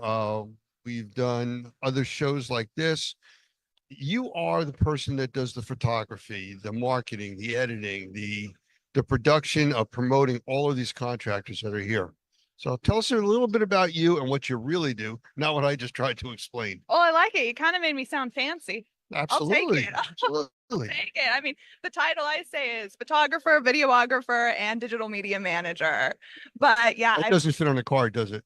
no, it kind of doesn't. I think it's the max on LinkedIn on my little bio there at the top where Okay. it says, what's your job title? It fits. I just had to use a slash instead of spaces. But yeah, I mean, I have been very fortunate to get to teach a workshop with you over this topic. We're kind of intertwined in that way. That was which in is great. Mexico. It was Puerto Vallarta. It was a nice place to go. I'll do that again. Anyone want to sign up for that? Yeah, really. So how does what you do help all the contractors and people that are here in this industry? So it's in all different ways because, you know, photography and videography, that's a great marketing tool as well as just documentation. And then when it comes to digital media management, that's your social media. That's your, are you telling me to hold it up closer? Yeah, a Okay, little I closer. saw it. I saw it. Was that a little better, you Just a think? little. Okay, and then digital media marketing is, you know, getting yourself in front of the right people, right? With marketing, you talk about marketing as well. But what I focus on is organic reach. So yes, I do ads as well, but I focus on what's going to be free for you. How are you going to get stuff out for free without having The organic stuff. Yeah, is organic basically- reach. Exactly. You know, and there's people here in all different verticals from carpet manufacturers and cleaners, plumbers, electricians. I mean, everybody is here with all kinds of technical tools and things that they do, but they all need to market. Oh, yes. You know, and I think the way that you approach the industry and being able to help them is a little unique. Oh, thank you. It just is, you know, and I've seen you do the training and the uniqueness is one that you care and you take each company on as an individual, not just, all right, here's the routine. This is what Oh, you do. I'm glad you see that because yeah, that's the biggest goal is getting to help the company and getting to see the company evolve. That's the most rewarding thing for me is just getting to see, hey, we started from here, we started from the ground, or maybe we started from high up, but how can I take you to that next level? So Any special tricks or things that are favorite of yours in that area?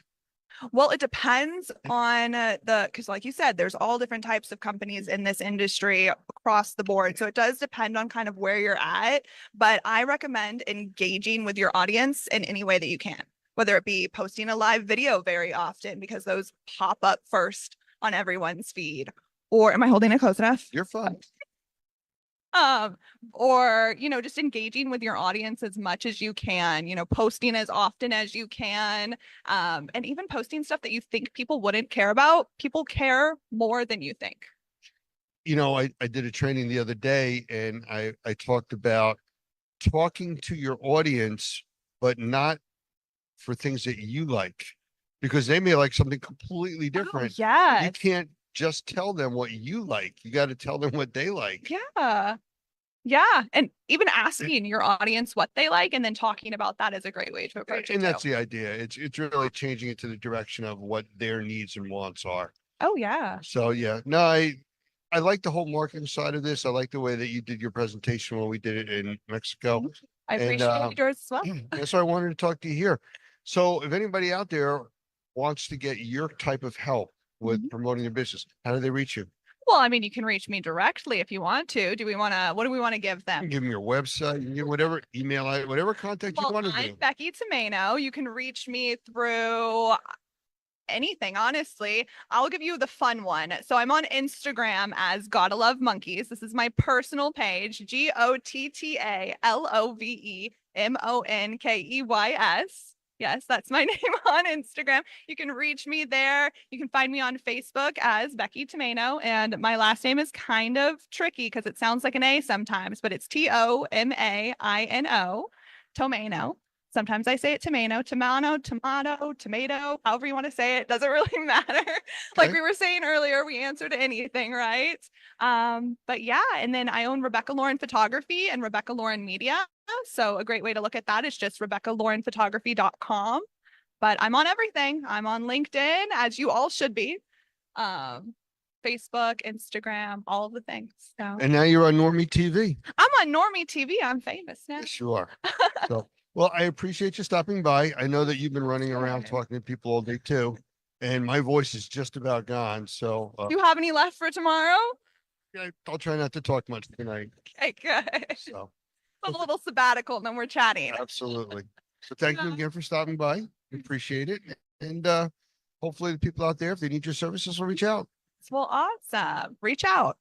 Thank you. Thanks, Lance. This was fun. And I'm going to turn it over to you. This is Skip Jankowski. He is a Normie Pro, like Doug said earlier. He's become a good friend. He's one of our senior trainers. He is from the West Coast. We don't hold that against him. And Skip, I'm going to turn it over to you for your presentation. Share your screen, and we'll be here if you need any assistance. All right.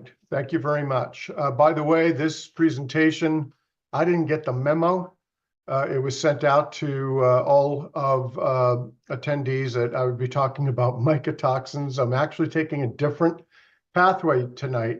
In the future, I can talk about it, but I wanted to give something a little bit more of an overview. It'll make sense. Hang with me. Nobody has to take notes.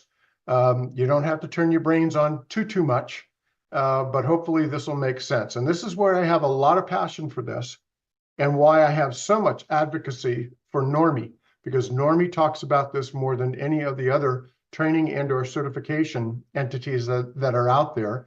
And what you hopefully will see if I do a decent enough job is that we are absolutely in the indoor air quality arena, and we are certainly decontaminating microbially contaminated environments that can have a direct impact on health. So let's get started.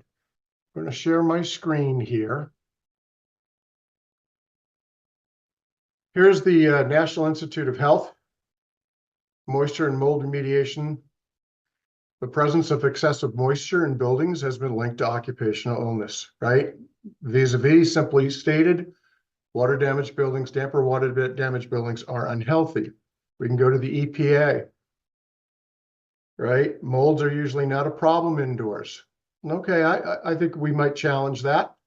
Unless mold spores land on a wet or damp spot and begin growing. Some of us may have a problem with that. Inhaling or touching mold. Bottom line is, again, simply stated, water damaged buildings, damp or water damaged buildings are unhealthy. California, this was a big step out here. California Department of Health has concluded that the presence of water damage, dampness, visible mold, or mold odor in schools, workplaces, residences, and other indoor environments is unhealthy. Typically, though, we don't get these agencies to tell people why. Let's take a look at how big the problem might be. We know it's a big problem, genetically and immunologically. This particular study, which is Quest Diagnostics, at the time that they did this was a 10-year retrospective analysis from 2000 to 2010, and then published in 2011, represented the largest study of allergy testing in the United States at that time. It involved 1.5 billion patient interactions across the country. They then listed 30 cities in the United States. Can everybody see that? Yes, you're good. Yeah. Okay. Let's take the 2 Super Bowl cities. And I'm going to ask for a volunteer out there to do a quick mathematical search or calculation. Let's look at Philadelphia, 12% of the population, right, confirmed to have a mold sensitization, a mold allergy. So that's Philly. Then we go down to Kansas City, and we have 16% of the population. That's a lot of people, folks, right? What I can tell you is Cincinnati at 13%. That equates to about 52,000 people. 52,000 people confirmed, right? That's 13% of their population confirmed to be sensitized to mold. That's a mold allergy. So if we look at this data, and we just look at the top 30 cities in the country, on average, that's over 12% of the population across the spectrum as a mean is confirmed to have a mold allergy. Cincinnati alone is over 50,000 people, right? So where I'm going with this is, again, the agencies, departments of health, water damaged buildings are unhealthy. The predominant media attention for a very long time has been on mold, fungal amplification, and yes, mycotoxins, which I was supposed to talk about. Maybe that'll be a future discussion. But this is a very, very interactive microbial biocontaminant, or a word that is becoming very, very prevalent these days is biotoxin landscape. You have mold species and specificity, right? Quantity and species of mold that amplify in damp to wet conditions. Then you have indicator molds or marker molds, which then produce mycotoxins. We also have VOCs and MVOCs. We have beta glucans. We have gram-negative bacteria, endotoxins, and we also have gram-positive bacteria, Actinomycetes. My point in this presentation tonight is to show some studies from around the world in clinical papers. The prevalence, in other words, global scientific published studies for a very long time have known about this. It has not transitioned into common knowledge into this industry, and hopefully we're going to make a change in that. Bacteria, right? Note about bacteria, don't take notes. There's not going to be a test. It's either gram-positive or gram-negative, right? And that's a function of staining. Each cell membrane allows for a certain stain to take, either red if you're gram-negative or purple if you're gram-positive. Gram-positive are typically associated with Actinomycetes, right? Actinomycetes research recently, which we now know that CIRS, chronic inflammatory response syndrome, is now a medically accepted diagnosis, right? It characterized by a chronic inflammatory response which is triggered by predominantly a genetic predisposition. HLA-DRDQ gene doesn't function properly. Gram-negative bacteria, we're pretty much talking about endotoxins, both of which, again, actinobacteria, right? Actinomycetes, actinos for short. Endotoxins is an actual part of the membrane of that bacteria, both of which start to grow on buildings along with mold and everything else, but they too, just like mold spores, become aerosolized.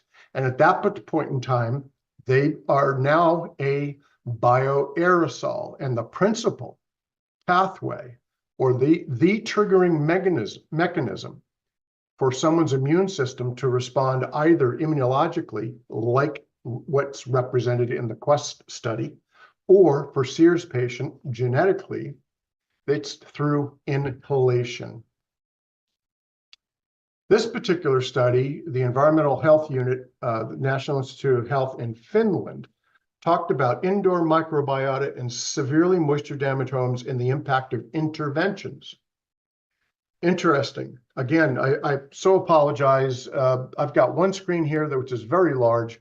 This is very short. If I'm so fortunate to be able to do this again, I will have solved this technical glitch.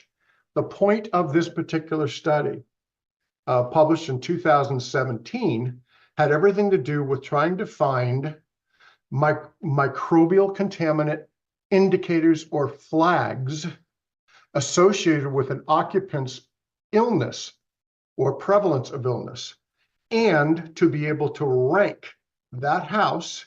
We've talked about this in our normie classes, especially the sensitized individual. What is the issue, the health issue of that occupant? And then what are you looking for in the form of a source contaminant? In short, this particular study, that's exactly what they were looking for. What is the occupant illness? How can we assess the various biocontaminants, whether they be mold, mycotoxins, or bacteria, to rank the house a certain way, which then leads to a remediation protocol that may be a better approach to reverse the contamination. So a couple of aspects of the paper. Whoops, sorry about that.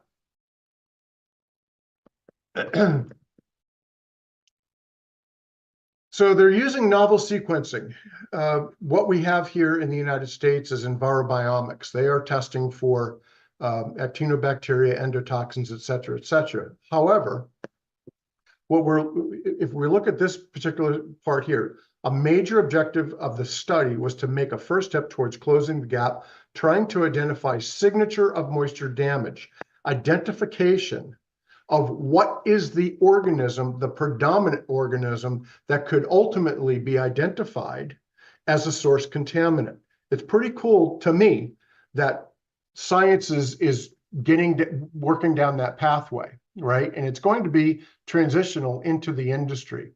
Additionally, the limited understanding of microbial characteristics in moisture damaged buildings impedes the effort to clarify what are the adverse health effects of the occupants associated with the damage. So again, is this more bacteria related as a trigger to that occupant health issue?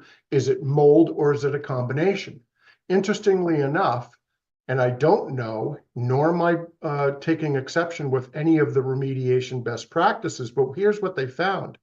Looking at changes in the relative abundance of the top 15 abundant taxa, pre and post intervention, constituting 50% of bacteria and 50% of the fungal species, there was very little change in those interventions vis-a-vis remediations on both of those species of mycotoxins, or I'm sorry, not mycotoxins, but microbial contaminants. And then the absence of clear fungal signals in the buildings that they were assessing was really dumbfounded to them, because the mindset has always been that this is a mold problem in damp and water damaged buildings, regardless of the fact that for decades now we've understood that bacteria plays a major role. Additionally, this is very interesting, Frontiers in Bioscience, published in 2011, again in Finland. I'm finding that when I do this research, there's a lot of data that's being published over the years from places outside of the States. If I were to have talked about it in the future in talking about mycotoxins specifically, Dr. Erika Blom, Lund University in Sweden, did some groundbreaking work in testing air and surface samples in water damaged buildings, not only in Sweden, where she found and confirmed in multiple tests that 80% of the aerosolized samples that she was testing were positive for mycotoxins. And she did the same thing in Katrina, where she found upwards of 60% of Katrina homes had aerosolized mycotoxins that they were able to capture. But here's the thing that was really interesting to me. Yes, we know that things take place on surfaces. Yes, we know that building materials, if they're damp and wet long enough, you get the colonization of mold, mycotoxins, bacteria. But take a look at this. Even back in 2002, actinomycetes in indoor air were higher in buildings that have this contamination in their inner wall insulation material of these damp and wet structures. And they found that because of the size of the actinobacteria, they were more readily migratory from the inner wall cavity into the habitable space based on their size, more so than mold spores. Pretty interesting stuff. When we get into some of the aerosolization potential of, in this case, mold, as reported by Thrasher and Crowley in Industrial Health 2009, how many spores can be aerosolized? So they did a bench study. First and foremost, one of the things that I found interesting by these authors or these researchers was that when mold species exceed those outdoors in an indoor environment, they're already deducing contamination has taken place. What does that mean? If you've got 3,700 Aspergillus penicillium outside, you get 5,200 inside, it's contaminated, even though you have a relative similarity in quantity of those species, right? Okay, so they do a bench study and they set up a biosafety cabinet and they introduce some laminar airflow in there representative of what you would see in a home. And here's what they found. Different species of mold become dislodged, move from a surface into the air in different amounts per species. So as they were testing Cladosporium, and by the way, this is 1 centimeter, which is the equivalent of your fingernail on your index finger. Under 500 spores for Cladosporium type, Stachybotrys 4,000, Aspergillus penicillium 10,000 spores each. Now, one way that I look at this and go, wow, that's like your HVAC system is on. You have a fan on in a room.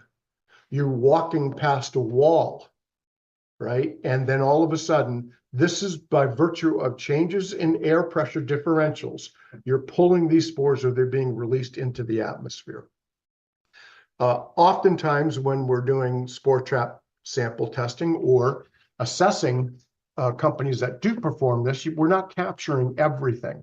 So this type of background knowledge, whether it be bacteria, or in this case, mold spores and other byproducts of these microbial contaminants, to understand that this has been proven, this has been tested, this has been found elsewhere, gives us some knowledge about what we're really looking at, and if we're not looking at it or for it, we should be, especially because we're talking about health issues. Also published and sent from the same paper, Thrasher and Crowley, right?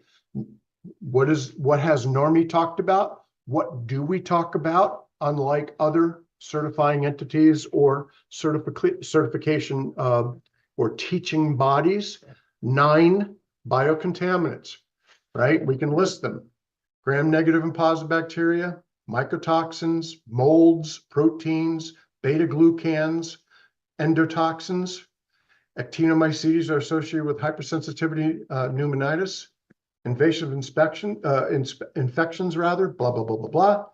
Other types of mycotoxins are producing things very similar to chemotherapy agents.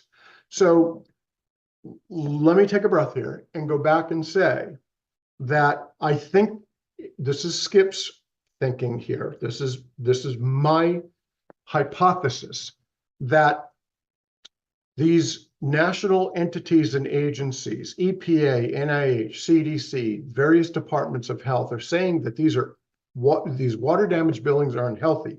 I think we're getting closer for these agencies to be telling people why. A, because this type of science is becoming very much so more prevalent. It's not necessarily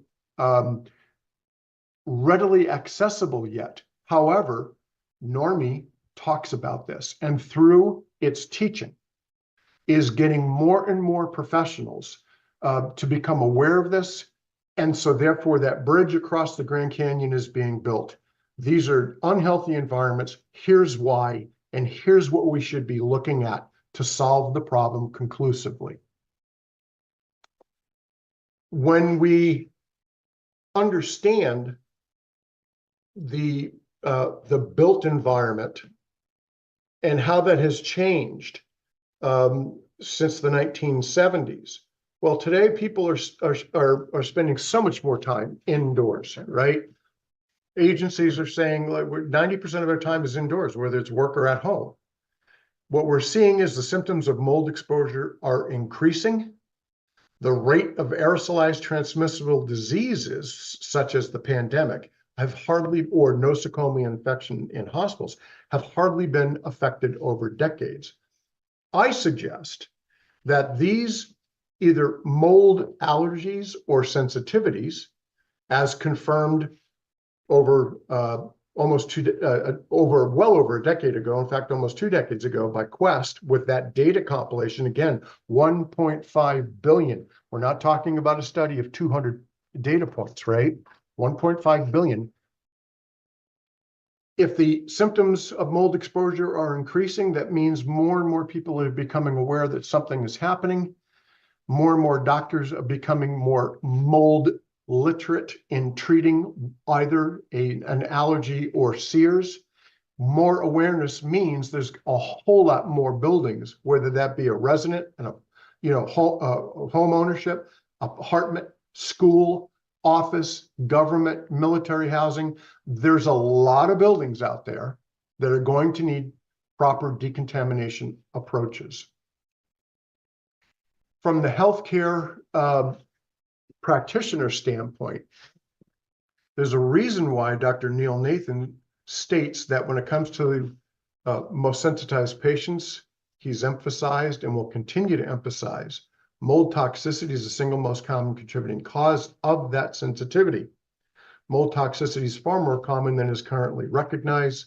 Those who are knowledgeable in this field estimate that millions of people are wrestling with this problem, but are entirely unaware of its existence. And the reason for that is the EPA, NIOSH, 5% of buildings were contaminated in the 70s and 80s. By the 90s, people are starting to spend more time indoors, and we're getting a lot smarter in properly diagnosing indoor air contaminants. 35 to 50% of the buildings 10 to 20 years later, right, are now considered microorganism, right, generated contamination, biotoxin, bioaerosol. And then it's translating because more and more doctors are seeing these types of patients. We're talking the scientific evidence of what's being produced in a damp or water damaged building, but now we have the transition to studies that are confirming health issues, and we were getting those these published articles as well. So you've got thousands of scientific publications on mycotoxins, endotoxins, actinobacteria being the principal culprits of the inflammatory response. It used to be mold, or the thought of mycotoxins being that significant contributor to that health issue of an occupant. But now it's conclusive, right? And in fact, other than, I mean, if you talk with pretty much anybody that's in this industry, most will acknowledge that, yeah, it's a health issue. I'm hopeful that the rest of the curtain can be peeled back And the secret can be completely uncovered in that we now know everything that grows in a damp or water damaged building, and specific protocols such as the NORMI, NC, RSI, NCMP is the right approach to solve it. And in fact, I'll go one step further, that I think the data alone for Sears patients, you know, Dr. Shoemaker, Dr. Andrew Heyman that Doug alluded to earlier, you know, foremost leading authority in this country today, has stated in some of his presentations, and we know this, that 22 to 25% of the population has a genetic predisposition for Sears because of the genetic anomaly, and they don't even know it. Might it be time for the industry to start assuming that when we are going through and assessing from the assessor side and diagnosing and doing inspections of these buildings to determine the degree to which they are water damaged or damp, and then we transition to either hand it off or we're doing the remediation, should we start to assimilate an assumption that regardless of whether the occupant realizes or not, they may be suffering from mold, because the data is pretty clear on that. Almost 4 in 10 people, 25% genetically, 10 to 15% immunologically. Dr. William Nazaroff, I quote this paper quite a bit, Cal Berkeley 2014, Indoor Air. Dr. Nazaroff, Department of Civil Engineering and Environmental Engineering at Cal Berkeley. This particular study, this is a great paper for anybody that wants to look it up and just dig into it over a cup of coffee. Talking about the bioaerosol behavior and its effect on human beings is particularly coupled to the particle size in the 0.1 to 10 micron for bioaerosols. In fact, what he further goes into, which I will not hear, it is that 2 or sub 2 micron particle that is the biggest culprit, whether that is a mycotoxin or a mold species or an actinobacteria or an endotoxin, that is of significant concern, because sub 2 micron particles, they now know, are so easily deposited deep into the human lung and therefore into the bloodstream. Now, we don't have to be doctors, right? We don't treat people. But I think that if we can have and increase and develop our knowledge of what the medical community and the scientific community has identified, and which is now confirmed, all of us in this industry will be better served to more comprehensively and completely and thoroughly decontaminate these damp and water damaged buildings, such that the end result of our efforts leaves an environment that can support recovery and then certainly wellness long term for the people that are living in these buildings.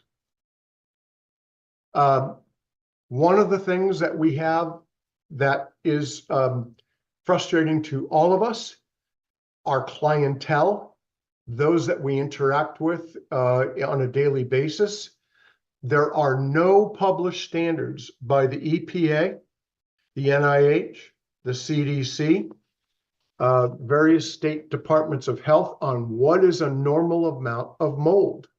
And of course, in fairness to them, they almost cannot create that standard, because each human being, depending upon how they are biologically made up, do they have that HLA-DR-DQ gene anomaly that makes them genetically susceptible to mold illness and disease, which is what Sears is, versus something that's more allergenic or an immunological response. But if we look at other viewpoints, and in this case, the World Health Organization, this particular study, toxins, another great study. Now we're, most of the papers I've referenced thus far were 2009, 2014, 2011. Now we're getting up to 2023. And they reference in this particular paper that the World Health Organization states that spore concentrations above 500 CFU per cubic meter of air is considered as hazardous for an occupant. Not might, not could be, but is. And then above 1,000 CFU per cubic meter of air is considered extremely hazardous. Now, the difference between what we typically use, which is non-viable spore trap or swab sampling, that's a certain number of spores per cubic meter of air. CFU is colony forming units, which is a direct reference to viability. These are culturable results. So if you're culturing 500 colony forming units per cubic meter of air, that's a problem for any occupant. If it's over 1,000, it's a significant.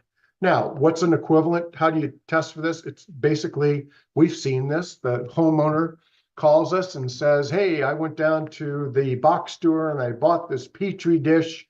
And because something smelled funny, it smelled moldy, misty, and I followed the directions and I took the lid off and I let it sit for an hour. I covered it up and I sent it to the lab. And I've got, 2,500 CFUs per cubic meter of air. What does that mean? Right? So now we have a way to answer that question because we're more knowledgeable and we have some very relevant pieces of information that we can share with people. But the bottom line is that scenario is that's a home that needs to be decontaminated. Different species of mold release different amounts of spores or fragments into the air, into the environment. They're aerosolized. These are now bioaerosols. They're still biotoxins. For example, Aspergillus versicolor, 17 to 170 times higher or more spore or fragments than Cladosporium. Listen, I don't wake up and say, I want to go find out what species of mold releases more spores or fragments of their self into the atmosphere. I don't do that. I'm very thankful that these researchers do. But, as we all know, the health risks for years have been associated with really nasty things. But again, our awareness creates a better pathway. It sheds light on what we should be looking for, and then what our end result should be for our remediation activities. When it comes to SEERS, and this is where this is not necessarily new, it's probably 3, 4, 5 years. I think 2019, there was a legal case where the diagnosis of SEERS was challenged. It actually was accepted. So since I think 2019, and I referenced this early on in this presentation, that now SEERS is a understood and accepted medical condition. But here's what happens. For those of you out there, the actual brain structure changes. And in fact, there's some very cool, very advanced technology out there today in the form of brain scanning of SEERS-confirmed patients, whereby their brains look like the CTE damaged brains of professional athletes, because a lot of these contaminants cross the blood-brain barrier and literally changes the structure of the human brain. It's cuckoo crazy. It's bananas that we've been able to identify this.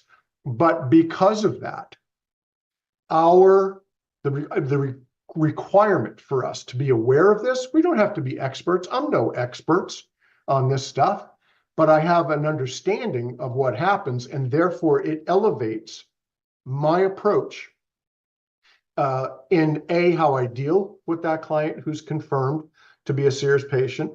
Even if they're not, they've got a mold allergy. And even if neither of the two are case, I'm making an assumption so that I don't leave any stone unturned, depending upon how I'm going to assess the building and then subsequently remediate it. The point here is that these people's brains change. The structure of the brain literally is measurable and it changes. That's a pretty scary thing to me anyways. I'm sure it is to everybody else out there, but I can't see everybody else out there. Why is this the case? If we go back to Dr. Nazaroff and Cal Berkeley, the sub 2 micron particle, human hair, 50 to 180 microns. If you have any less, I'm losing mine. So, we have to go 0 to 180 here in some cases, right? But this is it right here. So below 2 microns, what happens is that particle, regardless if it's bacteria, a mold fragment, an endotoxin, actinobacteria, whether it's a mycotoxin, these are 2 microns and below predominantly. They go through, you breathe them in, either through nasally or through your mouth, and they go past the esophagus, through the bronchial tubes, deep into the alveoli, and are released into the bloodstream rather immediately. I'm sure everyone out there that's in attendance tonight has spoken to someone who says, I can't go in that room because if I do, within seconds or a couple of minutes, all of these things start kicking up. All of my symptoms kick in. This is why. It's what is the particle and how small is it? Because that, as has been studied and confirmed now, is very readily, deeply deposited into the lung, which goes into the bloodstream, which subsequently causes this chain reaction of events that is out of control. This particular slide is a representative of what I just talked about. I tend to use as my blood pressure cuff in a building, a lab that incorporates digital microscopy, and it looks at 100% of the slide, and it captures an image of that air spore trap sample. For those of you that are curious, this particular sample had 1.8 million Aspergillus penicillium types per cubic meter of air. Again, inhale deep, right into the alveoli and deep into the alveoli, and goes into the bloodstream. If you're genetically predisposed or immunologically predisposed, things start to happen very, very, very quickly. And even if you're not, some people are sensitized to mold. Well, we know that all mold can make anyone sick. It's a dose, duration, and over time, right? If you're in a contaminated environment long enough, you're going to have an effect. The biggest thing here that is very, very, very, very challenging happens when these patients are finally get to a doctor. The doctors have the biggest challenge here. This is crazy. I just put this up here because the physicians that treat these people, predominantly SEERs, and for that matter, those who are immunologically sensitized, an allergy type patient, they got to look at everything. There's a lot that they have to do, and it takes a long time for them to be talking to those particular patients. There's a long road to hoe. They got to look at a lot of things. So our job is critical. The physician's job is very, very complex because they have to look at so many things biologically. In the end, and I want to leave a little bit of time here, when we're dealing with people that have allergies, when we're dealing with people that are SEERs, we have all dealt with them. It's not fun. In many cases, if it's a SEERs patient, and right now I'm dealing with 2 referred to me from doctors outside. These folks are at the end of their rope. We know what causes it. And then Normie, in its charter, Guidon, is here to change the world. The more we know about what this causes, or the more we can uncover and properly diagnose through the certain testing, whether it's a swab or a spore trap or a viability test, or looking at PCR type testing. What are the endotoxins found? Using a beta glucan, getting a comprehensive diagnosis is going to help us. And of course, the last thing here is that the entire environment. If I go back and I don't want to have to go back and look at all these slides, but if something started growing on a wall or a floor or a ceiling, it got into the air. It's by the time this was identified, the containment barrier isn't going to contain the biotoxins, which is why it is so critical for the Normie sanitization protocol to be comprehensively enacted and done correctly, because the whole environment, if this was a problem in the kitchen, there's a biotoxin in the bedroom and vice versa. So we owe it to these buildings to do the best we can. And there's just so much information out there today that can help us be better at what we do to reverse this contamination.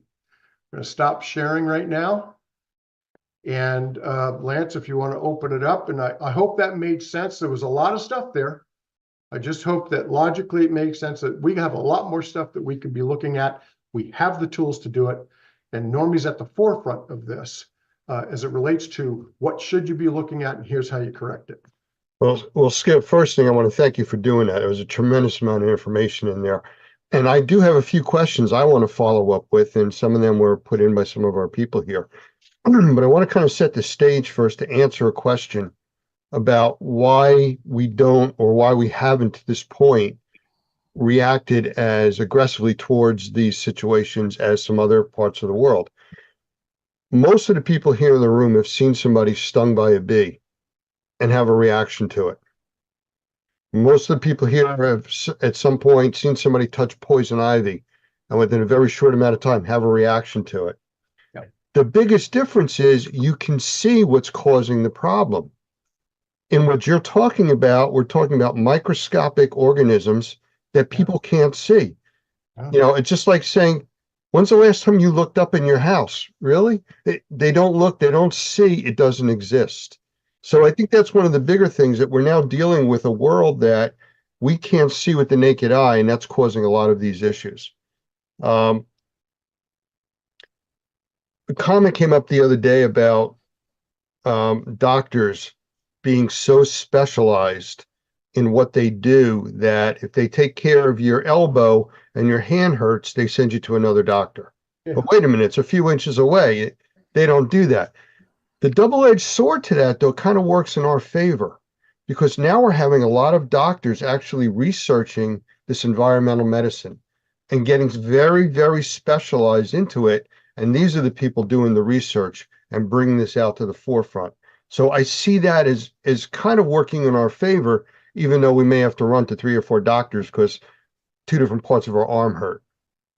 All right. So the question I have for you, why right now is there so much more research still being done outside of the US than in the US?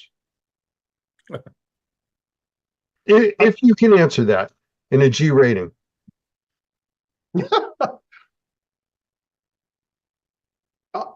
Well, number one, I would think that from 30,000 feet, the structures in Europe are a lot older than what they are here, right? That's first and foremost. Number two, they have probably, we're a very large country. It's a lot smaller over there. So the density of the population per structure is very different than it is here. We have, you know, other than outside the coast. Thirdly, I think that's just been on their radar screen. For example, we can use rising damp. Rising damp is a term that we're using now. That originated, I think, that was England, right? That's rising damp. The stone foundations got wet and everything goes. I mean, that's a term that, as I understand it, started over there. So it's just an interest. I think it's an interest thing. Now, it's not that we're not studying this, the scientific community and healthcare practitioners and researchers aren't doing that. It's just that there's a lot of it all over the world. I mean, I can do any Google search and find scientific published studies here in the States very, very readily. I have a lot more than what I showed you here tonight, but I didn't want to bore people with this stuff. And by the way, I don't want to be, an expert on this. I just use this so that I can gain an understanding of what I should be looking at in that building. And even though you haven't asked the question, let me just close the loop here on this circle. In many regards, this is a very complex mathematical equation. And I don't need to be a mathematician if I understand what the formula is. And if I adhere to the formula, I can get to the answer. Even though we can't see this stuff, if we know we should be looking for actinobacteria, and there are labs out there that'll send us a kit that will be able to do that, where we can get an interpretive result. And I can look for beta glucans, and I can look for VOCs. We have all that. These are tools that need to go into the toolbox. So can I add a fourth reason? Difference between, I think, Europe and some of these Asia, some of the other countries compared to us. And I don't want to sound too political about this, but I think generally speaking, allopaths, the doctors that we deal with from the MD side of it, in America, we're more interested in dealing with symptoms than we are causes. Yeah. And truthfully, for most of us, if we have a headache, well, we want to lose weight. It's easier to take Ozempic than it is to stop eating and exercise. Right. We've got pain somewhere. We're going to take a medicine to deal with the pain rather than the symptom, rather than finding the cause. So in 2010, I was invited to speak in Los Angeles at the Alternative Therapies Conference for cancer therapies. And there were 1,700 doctors there. I was asked there to speak on the subject of mold and how we're talking about a long time ago, yeah. But I was there to talk about mold and the potential health effects related to mold, that what we knew then. And what was interesting was that out of these 1,700 doctors, 85% of them were from outside of the United States. And the practices that they were using, the therapies that they were using, were not approved by the FDA in the States. And the practices that they were using were as a result of exactly what you just said, Skip, that they had been looking at studies for the cause, and then they were addressing the cause. And so with cancer, for instance, they were dealing with diet. They were dealing with hyperthermia. They were dealing with different pH diets, those sorts of things. It was just a completely different approach than in the allopath world, at least back then, was if you got cancer, let's cut it out, or let's radiate it. So I think I just think that's a factor. Like I said, I don't want to sound too political about it, but I think our approach to medicine has been completely different than what we see in Europe. Yeah, a lot of these studies, the Finnish studies that I started off with, it's a holistic approach. Is that a Finnish study or is that normie? Is that a Finnish study or normie? It's a holistic approach, because you will not solve the problem if you don't look at the source. Right. And then you're not going to solve the problem if you think that you only have to reduce quantitatively the amount of mold spores in a containment area. You're missing the containment areas for the most part, right? It's a fraction of the total cubic amount of air in a building. And the rest of it is contaminated, and we're only focused on what's behind the plastic. So cannot pay enough homage to the sanitization protocol and high-level disinfecting cleaning to remove these particulates. Because, hey, look, you've interacted with Dr. Remy and Dr. Heyman, right? If you don't remove the endotoxins to the extent that you can, or the actinobacteria, that person is not going to get better. They just won't, because they still are exposed. So it's a big, big, big job. And I suggest that to all my fellow colleagues out there in attendance tonight, and those that will be here in the future, whether we realize it or not, we're becoming more closely aligned to high-level hospital infectious disease cleaning professionals and biotechnology decontamination professionals, period. That's where we're at. Yeah. Because those are the two, that's what the world knows right now. That's the SpaceX of decontaminating microbial contamination. It's both of those two. One doesn't supersede the other. In combination, you will get the cleanest environment there is, period, if done properly. Hey, Skip, I have a question here from one of our viewers tonight, and I want to put it out there to you and Doug. I'm comfortable with my own answer on this, and I want to remind you, we only have a little bit before the top of the hour, because I know this will go on for a long time, but here's the question.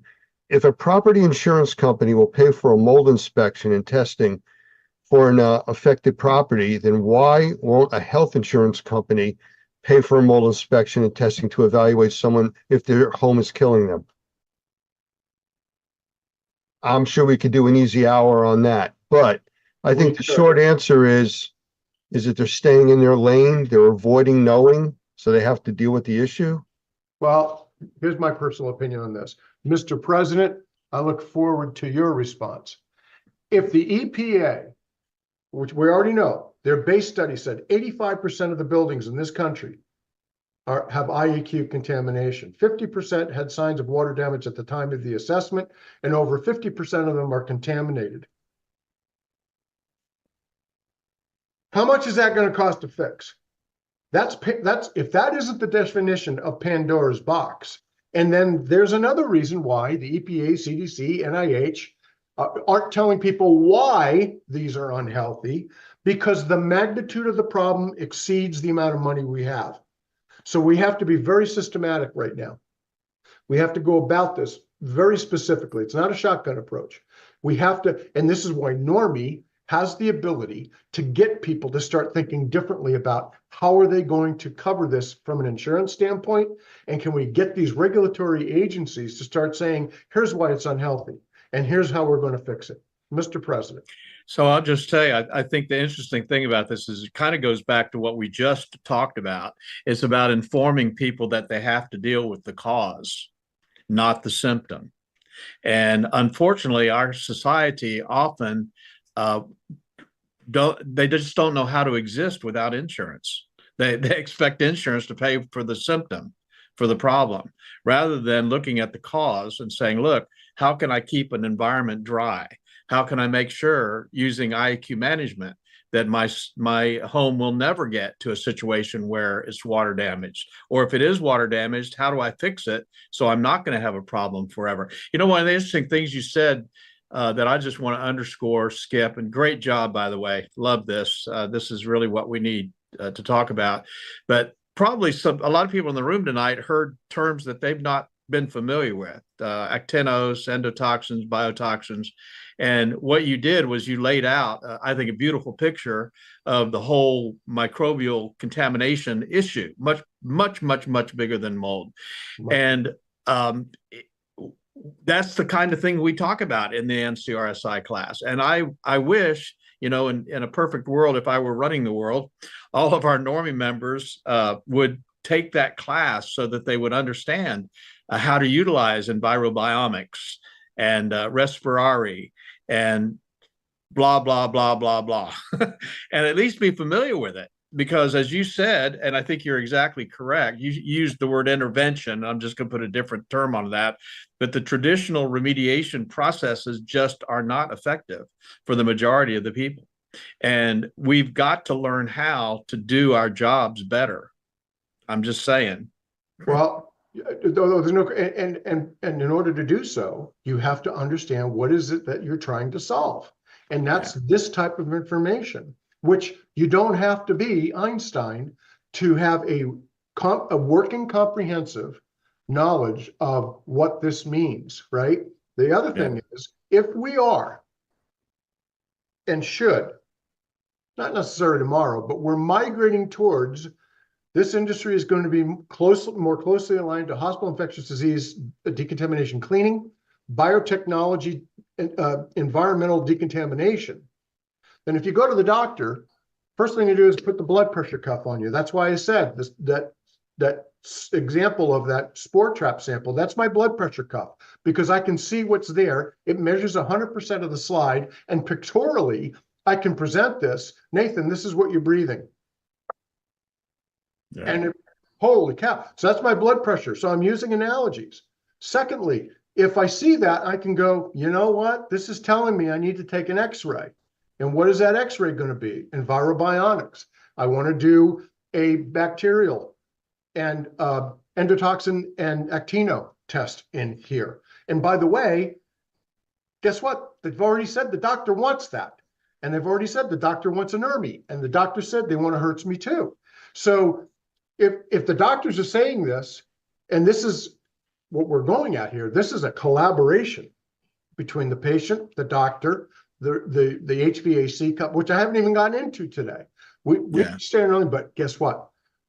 The normie trained professional, and if you go through this NCRSI NCMP class, you're positioning yourself within the market that you're operating on, regardless of what you're doing, is to being the subject matter expert. And every single market all over the world needs somebody who understands this stuff, because the people that are affected are looking for hope.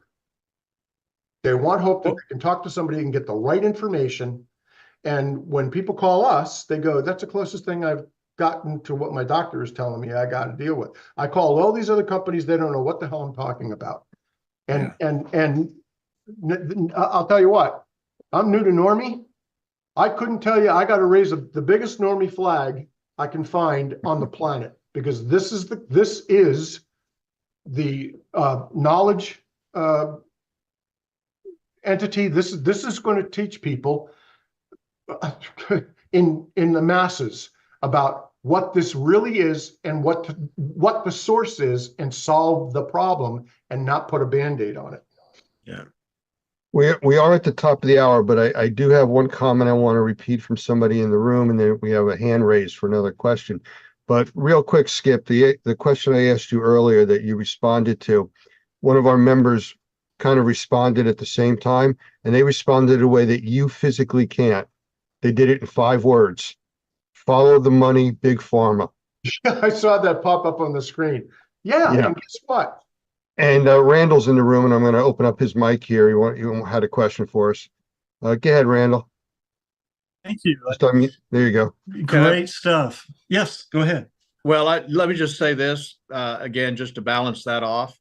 Big Pharma exists because we want the drugs. Right. Yeah. Hey, there's a confirmation happening tomorrow, perhaps. We'll see. Might make a difference. Yes.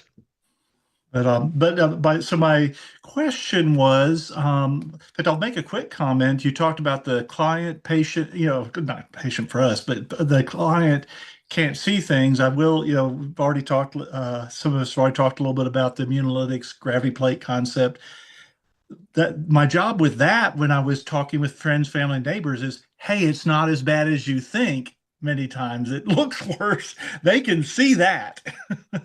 And now you have to help interpret what is a concern and what is not, based on what the criteria that's been developed over decades of several doctors analyzing the data.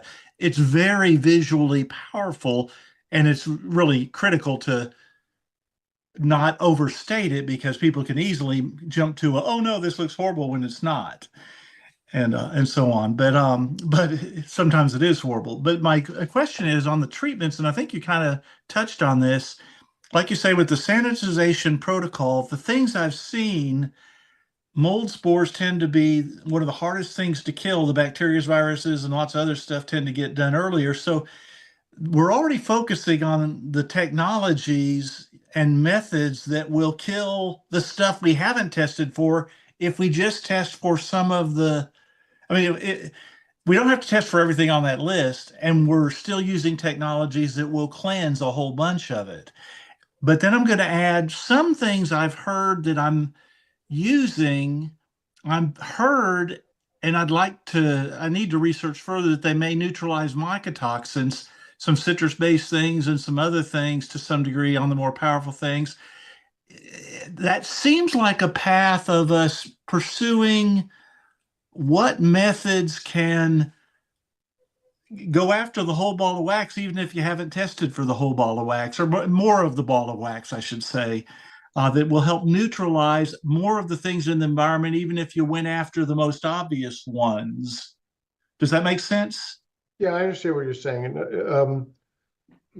I'm not hearing that you're saying there's a silver bullet out there, but there's, right? I get that. Well, mycotoxins are different, and microscopic maple syrup, right, They can be aerosolized, they're attached, they're sticky, they stick to surfaces. I haven't seen anything yet that's been in a reproducible way with statistical relevancy that says XYZ process solves the problem. What we do know from the hospital infectious disease decontamination cleaning is that it's multi-step, and it involves a couple of things. First and foremost, if you're not cleaning biofilms off of surfaces, you are not going to destroy the microorganisms that are growing in it. So you have to clean first in order to remove the biofilms before you even disinfect and decontaminate and sanitize. There's a very specific process. Again, I defer back to hospital infectious disease cleaning, and what I'm referring to is the difference between cleaning, sanitization, and sterilization. That's a 99.9, 99.99, 99.999 log reduction. But you can't disinfect if you haven't cleaned first, because you're not going to get those reductions. And I can prove that every which way from Sunday with an ATP monitor. So I think that we don't have to reinvent the wheel. We just got to see how other people do it that have been tried and true for a very long time. Every time you go into an operating room, or you know somebody that's gone into an operating room, that has been high-level decontamination, disinfected cleaning. And it does a good job, but it's manual cleaning isn't the only thing that gets you 100%. It can't. Human error. Hey, Skip. Can I? Hey, Doug. I'm sorry. Let me just add something, if I can, about testing. And Randy, I think this is to your point. We are so much further ahead of the game than we were 10 years ago, 15 years ago, 20 years ago, which is just exciting to me about where we're headed. And some of the things that we're going to be learning and finding out about how to deal with mycotoxins is really, I think, on the horizon, pretty close to us. But I can tell you, when I started selling air purifiers in 1996, I knew that ozone killed mold. We didn't have testing for it, but anecdotally, you could see it. You could put an ozone machine in a place where there was visible mold growing on the wall, and it would turn to powder, and you could wipe it off the wall. But then came testing, which was really interesting, not only on ozone, but on PCO technology, on ionization, on the DBI. All of a sudden, they were able to prove clinically and in field studies that it was dealing with Stachybotrys, which is one of the hardest molds to actually eliminate. There was actually then we found that testing was done on methicillin-resistant Staphylococcus aureus, one of the hardest bacteria to kill. And so what I'm saying is we're moving in the right direction. Hang on. Eventually, the science is going to be there. And that's why it's so important for us to be constantly learning and staying in touch with, just as Skip has done tonight, looking at the studies, looking at clinical studies, looking at field studies, doing case studies. All of that is so important because we can only know what we know, but we're learning more and more every single day. And that's just an exciting place to be. You know, I want to quote Gavin real quick, Dr. Gavin McGregor Skinner, because he said it numerous times, follow the science. Yes. And that's where we're really heading right now. And truthfully, and it's something that you just said, Doug, that just keyed something in my mind.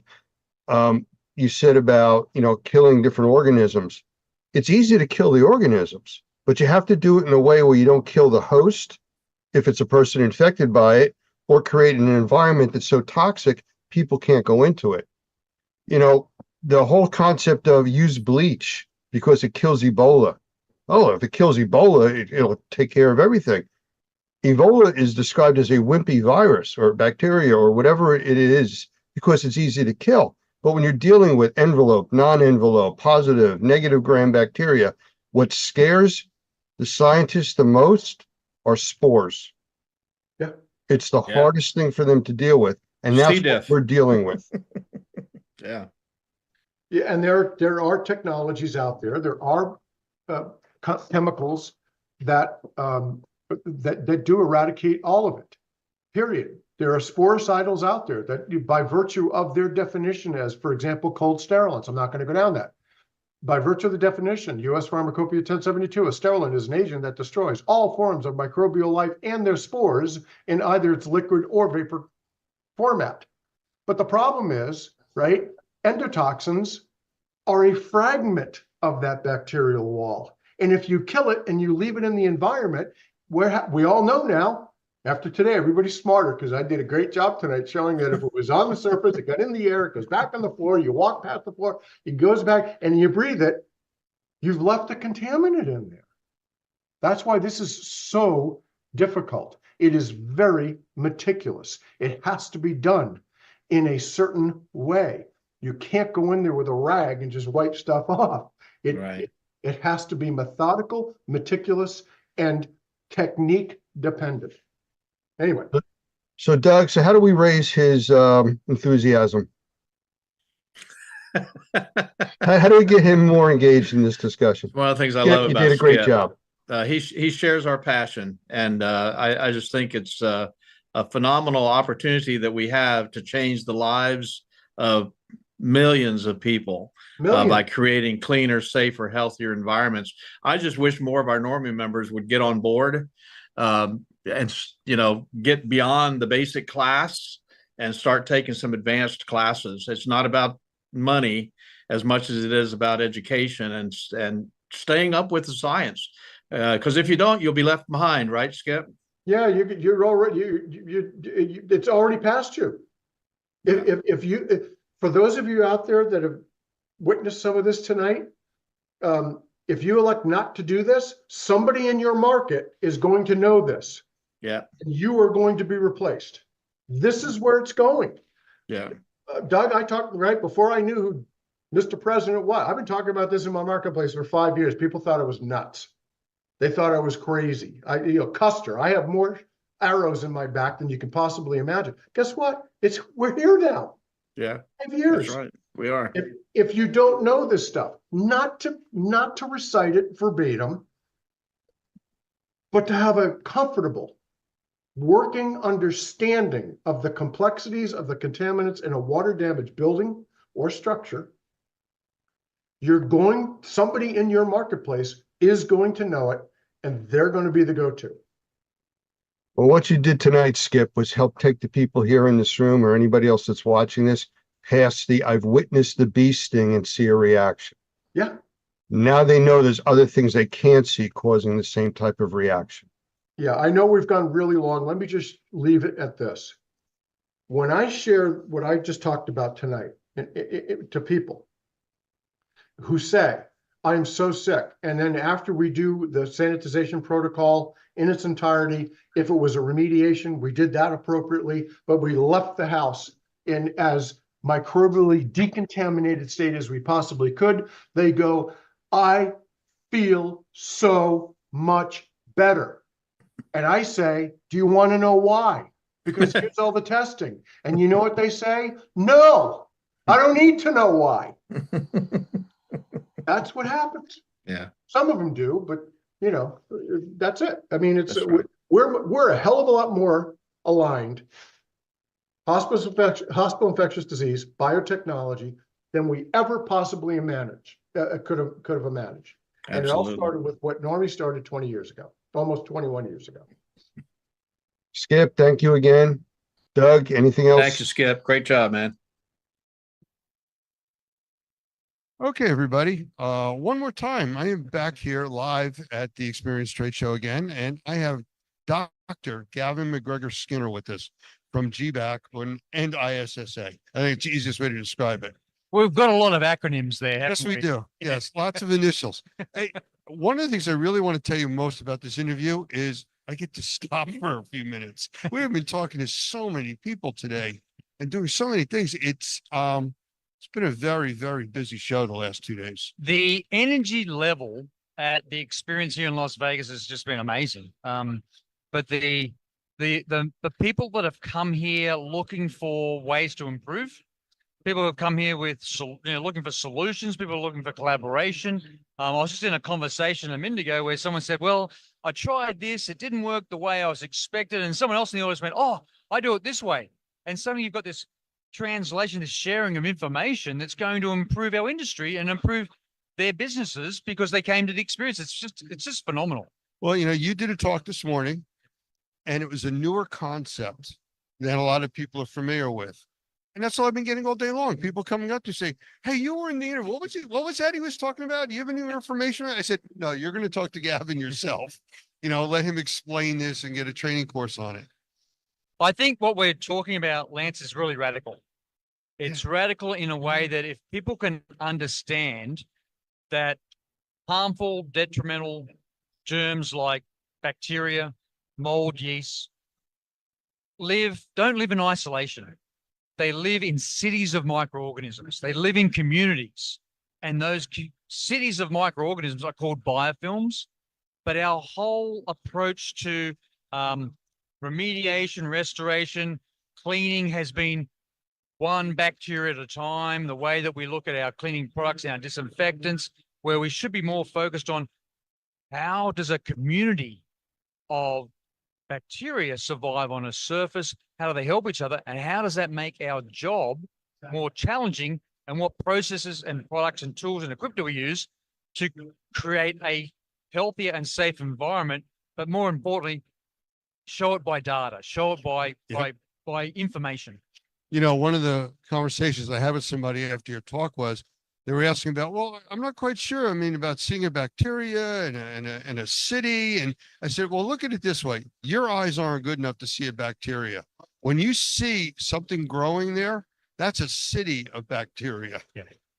Oh, that makes sense. Yeah, and this is really important that bacteria will grow on surfaces and it's colorless, it's invisible, and there might be 3 to 4 cell layers thick, and we won't see that. But in a biofilm, different types of bacteria work together and they produce a protective covering. So it's a little bit like a building with scaffolding all around the building, but the scaffolding is solid. It's all filled in and it protects the inside of the building. So imagine that these bacteria do this protective covering. It's called EPS. And that protects the bacteria inside, which makes it more challenging, more difficult for the disinfectant or the clean product to actually get into into the harmful bacteria and kill them. And we find that because we're not focusing on that, we tend to go back and go, oh, I removed this, or I thought I cleaned it, but now the problem's even worse, or it came back. And so we've got to actually change our processes, look at it, revisit our products and tools, and look at this more as we are dealing with cities of microorganisms, not just 1 or 2. Well, you had mentioned this morning something that really I found astounding, that some of the things that we use to treat the biological contaminants, the bacteria in this case, kill the bacteria, but it gets replaced by a different type of bacteria that could be worse. Yeah, so there's people like Greg Whiteley in Australia, Stephanie Dancer in Scotland, who've been researching biofilms for years. And I want to emphasize, biofilms been known in so many other industries. We'll take all those lessons learned from other industries and we'll bring them into our industry. Mm-hmm. But the importance is that with this protective layer, when you remove, say, use a disinfectant, research has shown if you remove harmful bacteria with a disinfectant, then when they come back, it's more likely to get more harmful bacteria. If you use a probiotic product, or if you use an enzyme cleaner, or even if you just use soap and water like just a detergent, we find that when you remove the harmful bacteria, non-harmful, so environmental bacteria come in and take over that space. So it means that, yes, you've still got bacteria on the surface, but they're beneficial bacteria. They're environmental bacteria that are not harmful. It's like within your digestive system, there's good bacteria and bad bacteria. Correct. And you need the good bacteria. Yeah, and we need to appreciate from our industry that there is good bacteria. So we see biofilms being used for waste management. We see biofilms being used in the food production industry, all for good purposes. Septic systems. Correct. Okay. Well, you had mentioned about the scaffolding around protecting the bacteria. Is that like positive and negative gram bacteria, or is that something in addition to what you're talking about? Yeah, so there is that definition between the different types of bacteria. What we find in a biofilm, we can get lots of different species of bacteria. We can find that there is certain species like a bacillus, which secretes it's like a protein, a polysaccharide, a peptide, different products they then protect Staphylococcus aureus. And we know that Staphylococcus aureus causes skin infections, for example. MRSA you're talking about. Yeah. So drug resistant type Staph aureus. But what we're finding through research, and we've known this for a while, that some bacteria work together with Staphylococcus aureus and protect it. And so we have to understand that when we pick up a cleaning product or a disinfectant, and that we always say, read the label, and it says effective against one bacteria. In the real world, that's not real. Right. In the real world, those bacteria are living as a colony, as a biofilm. And so we want to help work with our manufacturers to start producing product that actually works on this city of microorganisms. Do they use anything like an antibiotic to treat these biofilms? That's a great question. So a lot of the drug-resistant germs that we see in hospitals have led through antibiotic use, even cleaning product use. And so biofilms actually lead to being resistant, making the antibiotics less effective. So it's really important as we try to target, what areas do we target? As we target the cell wall, for example, as we target the replication, multiplication, growth areas of the bacteria. So it's really important that a lot of people who work in, say, hospitals understand this. A lot of people that work in the food industry understand this. Those that work maybe in the nuclear industry, we get biofilms, pipes, the plumbers, you see biofilms build up on pipes. They understand that there is ways of removing those bacteria. But even in the medical world, we understand that biofilms can lead to greater antibiotic resistance, and that's a big problem. So with this removal, like you're talking about pipes, if you remove that sludge that's in there, what do you do with it not to contaminate something else? Yeah, great question, Lance. So let's go back to our definition of cleaning. And everyone's got to be clear on this. It's what makes us professional, what makes us essential as an industry is that we know how to remove. So cleaning is the process of removing. The next step in that process is disposing of what you've just removed in a way that's safe. And that's what makes us professional, where other people might remove it and don't know how to dispose of it. So yeah, when you get buildup of a biofilm in a pipe on a surface, yes, we've got to remove it, but we've also got to know how to dispose of it safely. Is there any regulations on that, like there is on asbestos and lead, that you can't just throw it out or send it to a dump? It's a good question. I work a lot in high consequence diseases. So if I'm dealing with an Ebola outbreak, yes, there are rules. There are regulations. There are requirements of what we can do and can't do with Ebola waste, with Ebola vomit and diarrhea as we clean that up. Yes. So we have to, so it's really important. Are those rules well known? I don't think they are. I think this is an opportunity for education, awareness, and training to help people be more professional. Yeah, I mean, like I mentioned septic systems earlier, there's all kinds of bacteria down there growing, and it's going into the ground. It can seep into well water and stuff like that. Is that a concern when you try to clean these systems out? It is. It is. So we know that the chemicals we use, we know the germs that we're removing can actually, if we don't do this properly, can get into other systems. And so it's so important. We know that within our industry, cross-contamination is a big issue. Yeah, we can use the same cleaning cloth, whether it be a microfiber or a cotton rag or a mop, and if we don't use it properly, we can spread it to other rooms. And one of the big cases that I investigated a few years ago was a norovirus outbreak in a hotel, and it affected 350 people got sick at 9 different events over a 30-day period. And what was the problem? A dirty vacuum cleaner. Spreading it from one place to another. Every day. And that kept the outbreak going. And that was a norovirus outbreak. Amazing. Well, it was educational, and everybody left talking about that presentation this morning. It was looking at the industry differently, shaking it up, definitely. I think you're right, Lance. And it's what we're trying to do is trying to create opportunities. And so I talked a lot about how clean is a locker room, and how does the indoor air quality in a locker room, as well as what's on the surfaces, how dirty the surfaces are or how clean the surfaces are, and how does that affect performance of athletes. And that's known. There's been science, there's been research done on that. And then how do we, here in our industry, work with the professional athletes, college athletes, high school athletes, to ensure that we get them at their peak performance, because we, again, focus on cleaning for health, but we focus on indoor air quality as well as surfaces. So I can see the professional gambling industry getting involved in the health of the athletes' indoor air quality. Yeah, really important, Lance. There's a couple of studies out there that we know that have, they've been looked at, Major League Baseball pitchers, quarterbacks from the NFL, and how that, the quality of the air in the locker room, in their environment, actually affects their reaction rates, for example. That's known. I was working with a professional football team just recently, and I was talking to the coaches and the players about injuries. And they said, oh, yeah, we get cuts, abrasions, and they don't heal. And I said, well, that's a biofilm problem. The biofilm was formed on that burn, that injury on your leg, and it doesn't heal. And there's been some well-published articles where football players have taken months, even years to heal. And what it was interesting, they thought it was the playing field, and went, no, it's not. It might be, but what more importantly, it's this environment here in the locker room, the gymnasium, the hot tub, the cold tub that keeps reinfecting, that keeps that infection cycle going. Amazing.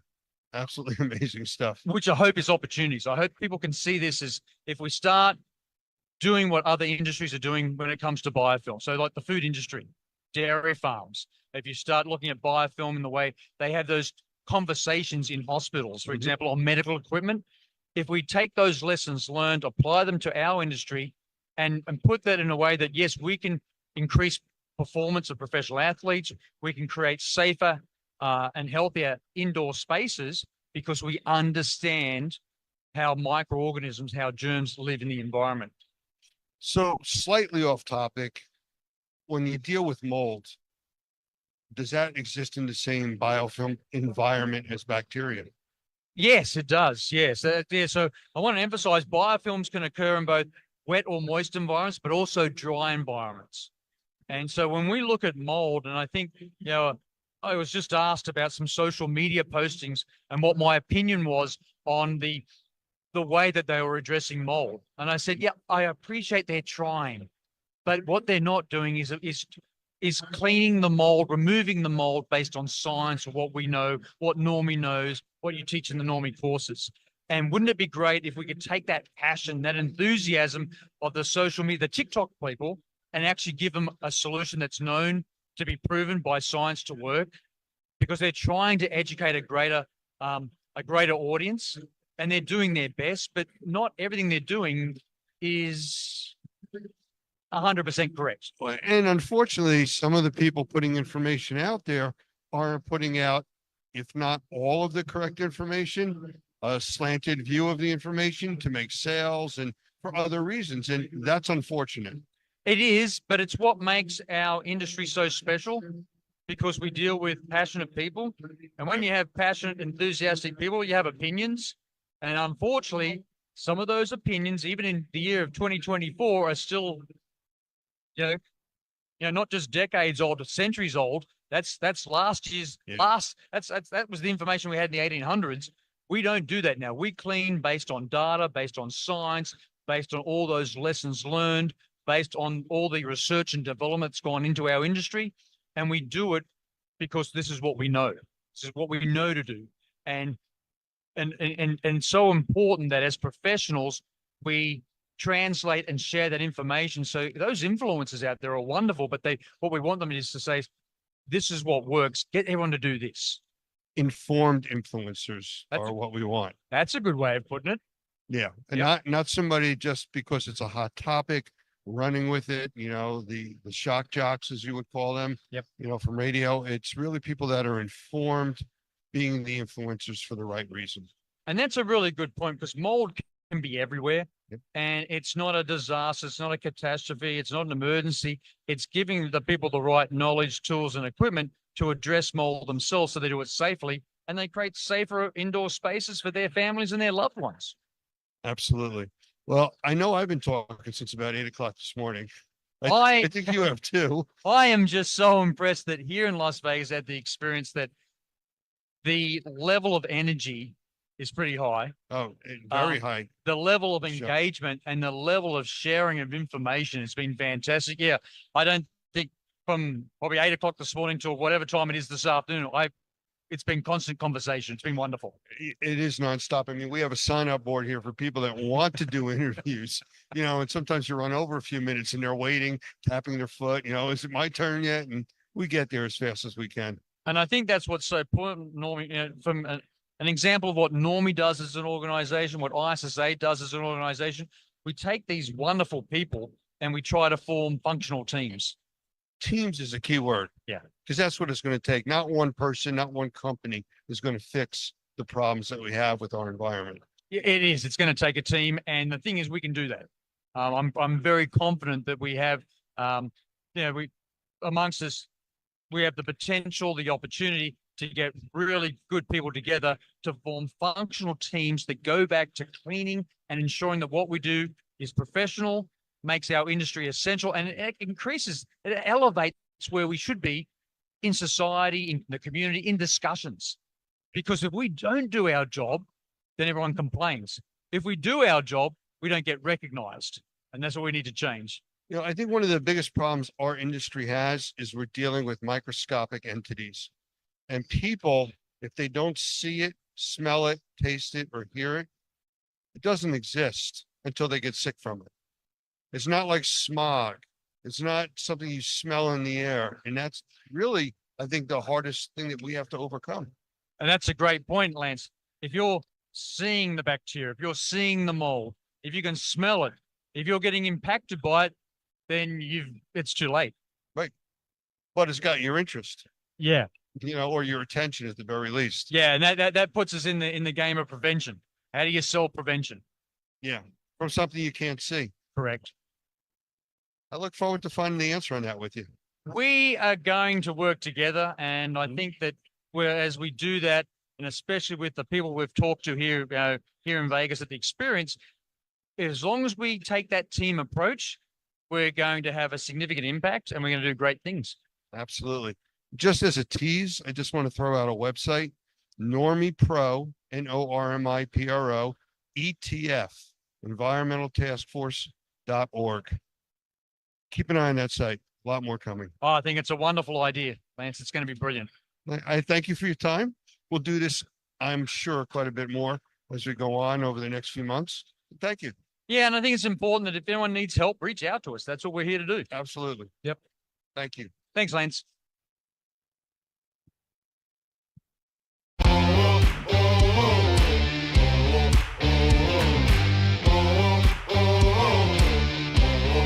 Welcome to episode 23 of Trade Talks, Unlocking the Experience. My name is Kayla McGowan. I'm R&R's editor-in-chief and responsible for the educational tracks at the Experience. Today, my special guest is a very special friend of mine, former publisher and lifelong Ohio native. Today's special guest is Michael Balzano. Not only is he a native, he's an avid sports fan, a graduate of Kent State, and now resides in Naples, Florida. Please welcome Michael Balzano. Hey, Kayla, how you doing? Good. How are you? Welcome. Good. Thank you. I love what you've done with the place. It looks great. We had that crazy ass song still as the opening, which is great. It's a set I know and love, and I'm so happy that you're resurrecting this podcast, which meant so much to me. Thank you.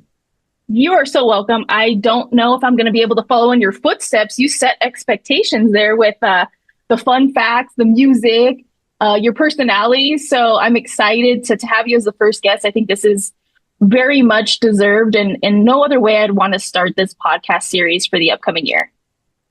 Well, thank you very much. It was, we started this because we as everybody knows, BNP Media purchased the Experience a few years ago. And I thought, well, we're not really marrying R&R in the event. We got to find some way individually to do it. And what I found instantly was, and I've said this on a few other podcasts, everybody that was on this show, all the restoration leaders, all the cleaning leaders, marketing leaders, I asked them, why'd you get in the industry? And every one of them said, I wanted to help people. And it always stuck with me. And I thought, well, what a cool industry this is. It's kind of beautiful when you think about it, Kayla, right? It really is. I think it really truly takes special people, right? We are helping people on a regular basis. I like to call ourselves the first responders of our industry, right? Because we're oftentimes there in times of crisis.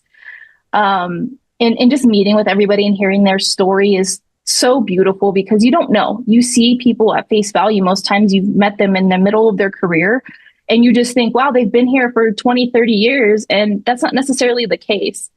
So, you know, looking back at this and really talking about all the people we have and, you know, who's part of who are part of the programs and everything like that, who do you think had the most memorable intro to the industry?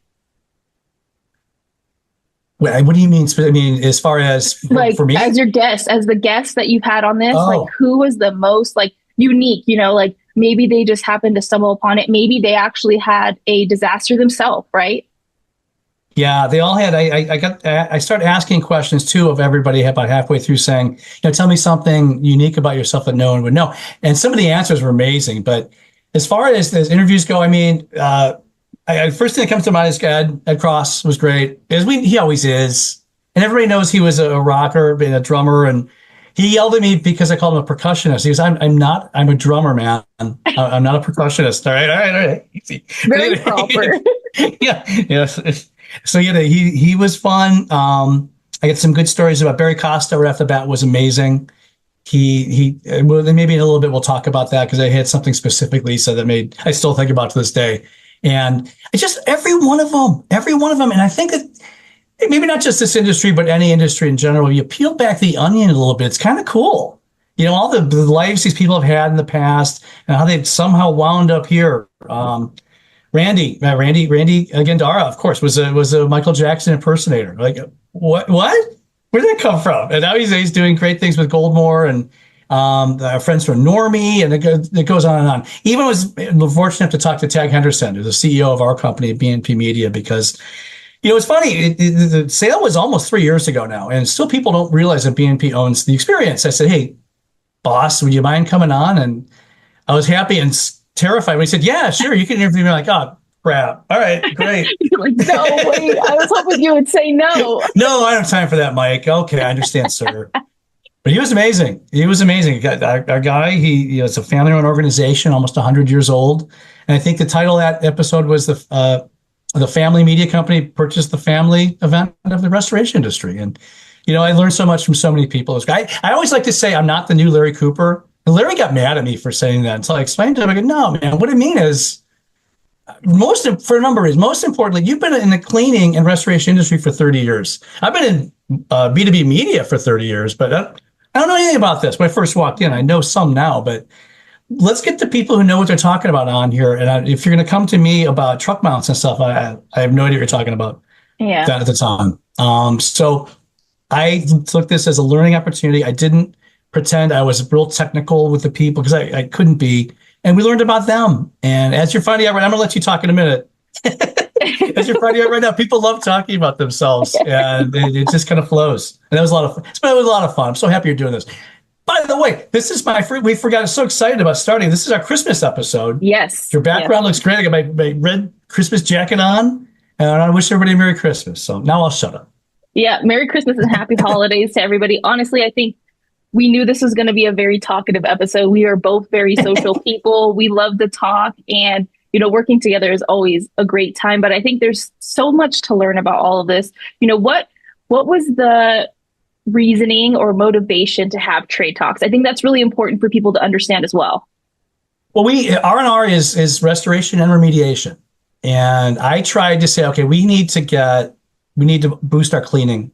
We need to boost our cleaning because we own the experience now. And it's just, we were R&R for so long. It just felt like a round peg in a square hole, whatever the expression is. And let's just be who we are.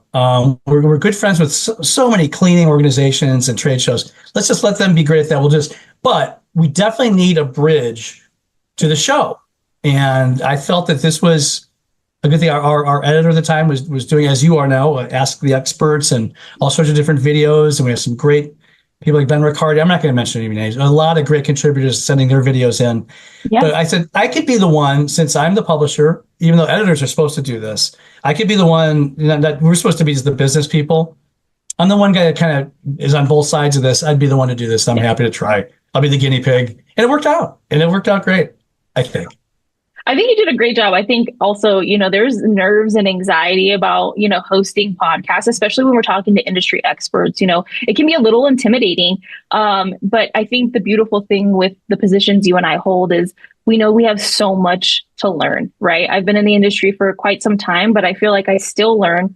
I too am not a very technical person. I know the who's and I know, situational things and things like that. But I think there's just so much for people to offer. And it's a great thing to use to bridge the gap. I think, speaking of Ask the Expert, I have a couple episodes coming up, one of which I talked to one of our industry's leading inspectors, and we talk about how, inspection, cleaning, restoration, health, and safety. I mean, all the things actually marry. And that's what the experience is all about. Though BMP Media owns it and R&R has a very heavy hand in the sessions, that's where we come in, right? We link all of the sub industries to the main industry, right? And I think it's a beautiful thing, and it gives people the opportunity, like you said, to talk about themselves because one, if you're coming to the experience for the first time or the 100th time, you may make your decision on what sessions you're going to go to based on what you know about these people, right?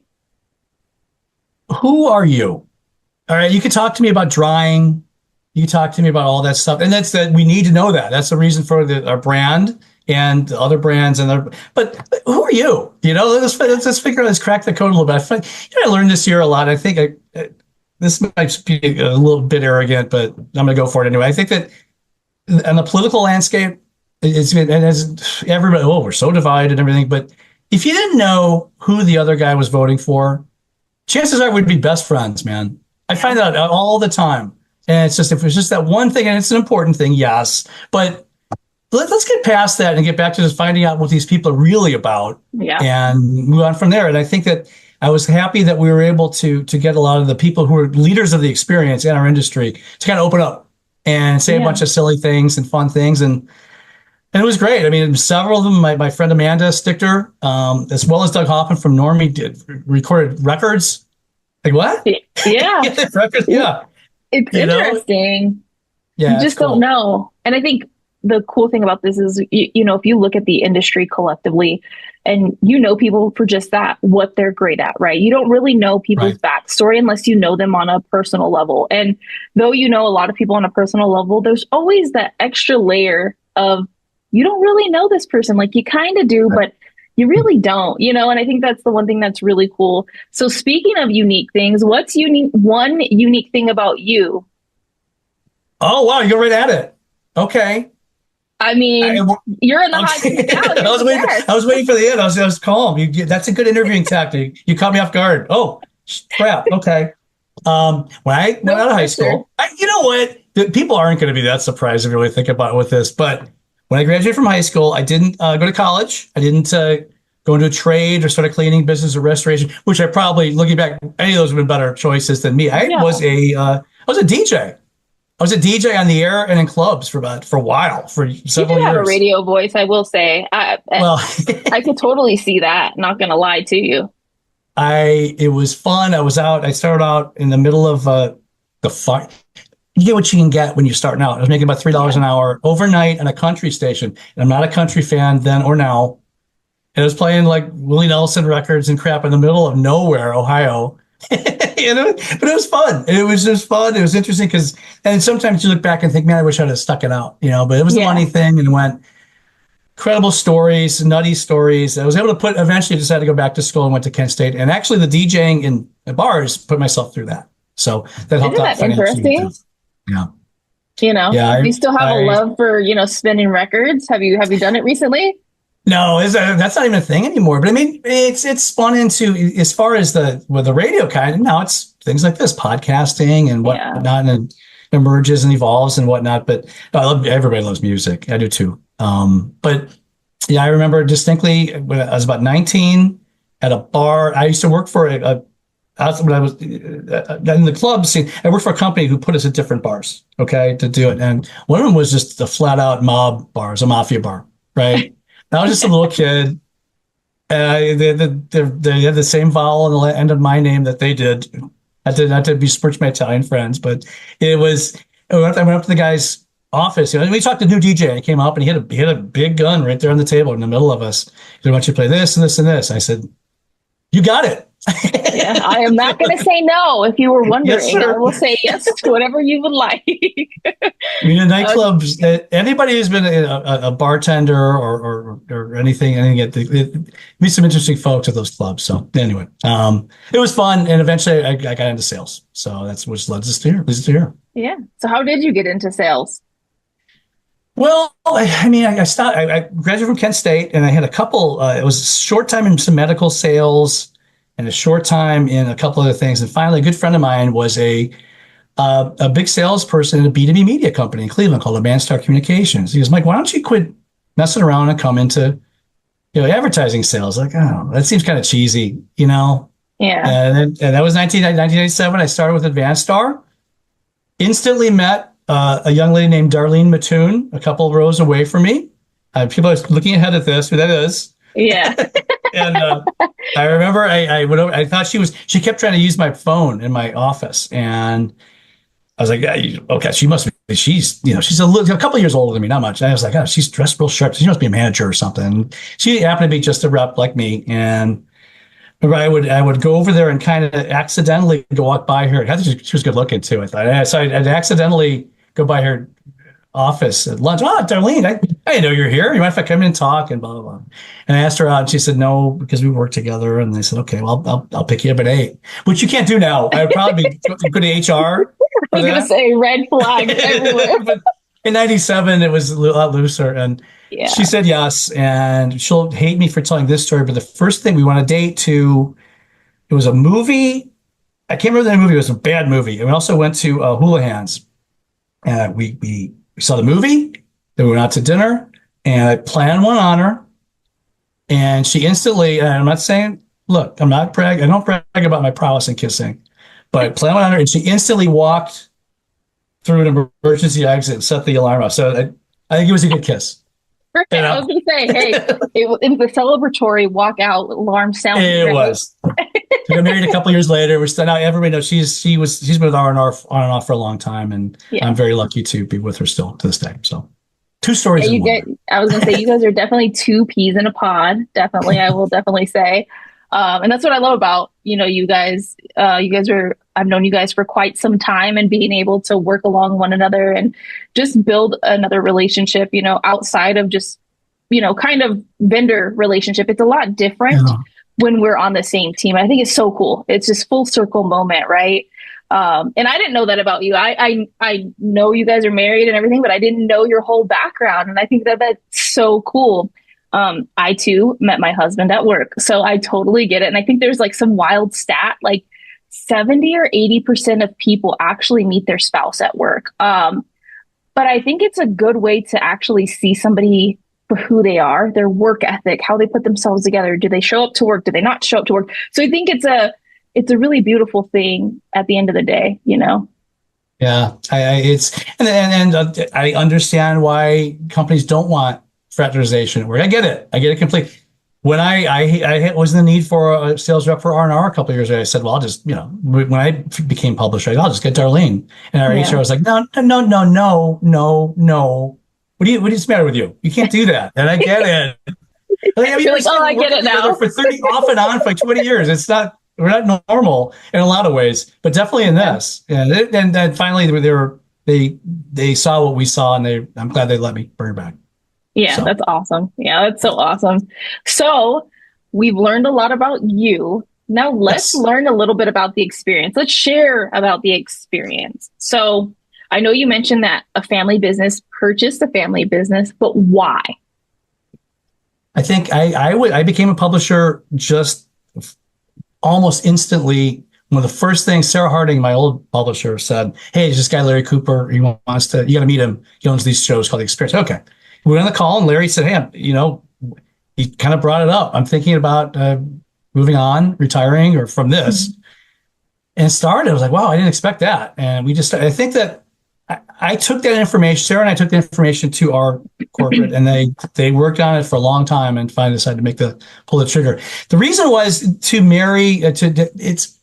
I believe that as we move ahead, and it's almost 2025, we know that we all know that you just evolves. Everything evolves, definitely in B2B media. Yeah. I think the print medium was a blast. And everybody loved reading magazines, and that's great, but it's just not where we're going. Everything's digital now. Everything's moving on. And BNP made the decision to just, the future, the model for BNP is a brand, a digital brand, and an event to back it up. And they saw that this was an excellent brand, an excellent event or events to tie in with R&R. And it made sense. I mean, it was available. It was the show in Las Vegas is still the largest show every year, as far as attendance and everything. So that's why it was done. And a lot of sweat and tears the last couple of years trying to turn this around, turn it over, I should say. But I'm happy they did it. I wouldn't trade it for anything the last few years. I would definitely say too, right? Evolution, everything evolves over time. And I think even when Larry and his family had the show, right, it evolved over time. And now that it's a BNP event, it will evolve too. You know, some of the same key pieces will stay, right? Like the hands-on sessions, the in-court, class sessions, tracks occasionally, and I think we will evolve it over time because the industry is evolving. That's the other thing, right? The industry drives how our event acts, feels, and looks at the end of the day, because that's who the event's for. And I think it's cool going from family to family because there's just a different meaning and a different drive, around that. Because anybody could have purchased it at the end of the day, right? Anybody could have purchased it. Yeah. My hat's off to the Henderson family and our company for pulling the trigger. And it wasn't $20 either. There was a nice amount of money they spent on this. So I think it was worth it, and I'm glad they did. If somebody asked me, what is a lot of people ask me what's different between spring and fall. Everybody asks that, but I prefer to talk about what sets the whole experience apart. And it's just the sheer dense amount of content we provide. It's just so many tracks, so many sessions, so many speakers. Restoration Pavilion, Cleaning Pavilion, they have sessions with Lisa Lavender and Sean Bission doing their thing back there. I've been to a bunch of trade shows in our industry. They're all great. I'm not going to badmouth any of them because I always have a great time and learn a lot when I go. We have so much more. We have so much more content than all of them, not combined, but all of them. And that's simply what sets it apart. If you want to learn something, if you want to get your hands dirty and figure out how to do this and that, you go to the experience. If you want to learn at a higher level how we're going to help my business grow by doing better marketing and business management, go to the experience. And I think that's always going to be that way. Yeah, I definitely think too, the beauty of all of this is every event has something to offer, right? Yeah. And just like you said, every event has pros and cons and all of that. But I think the beauty of what we do is what you just said.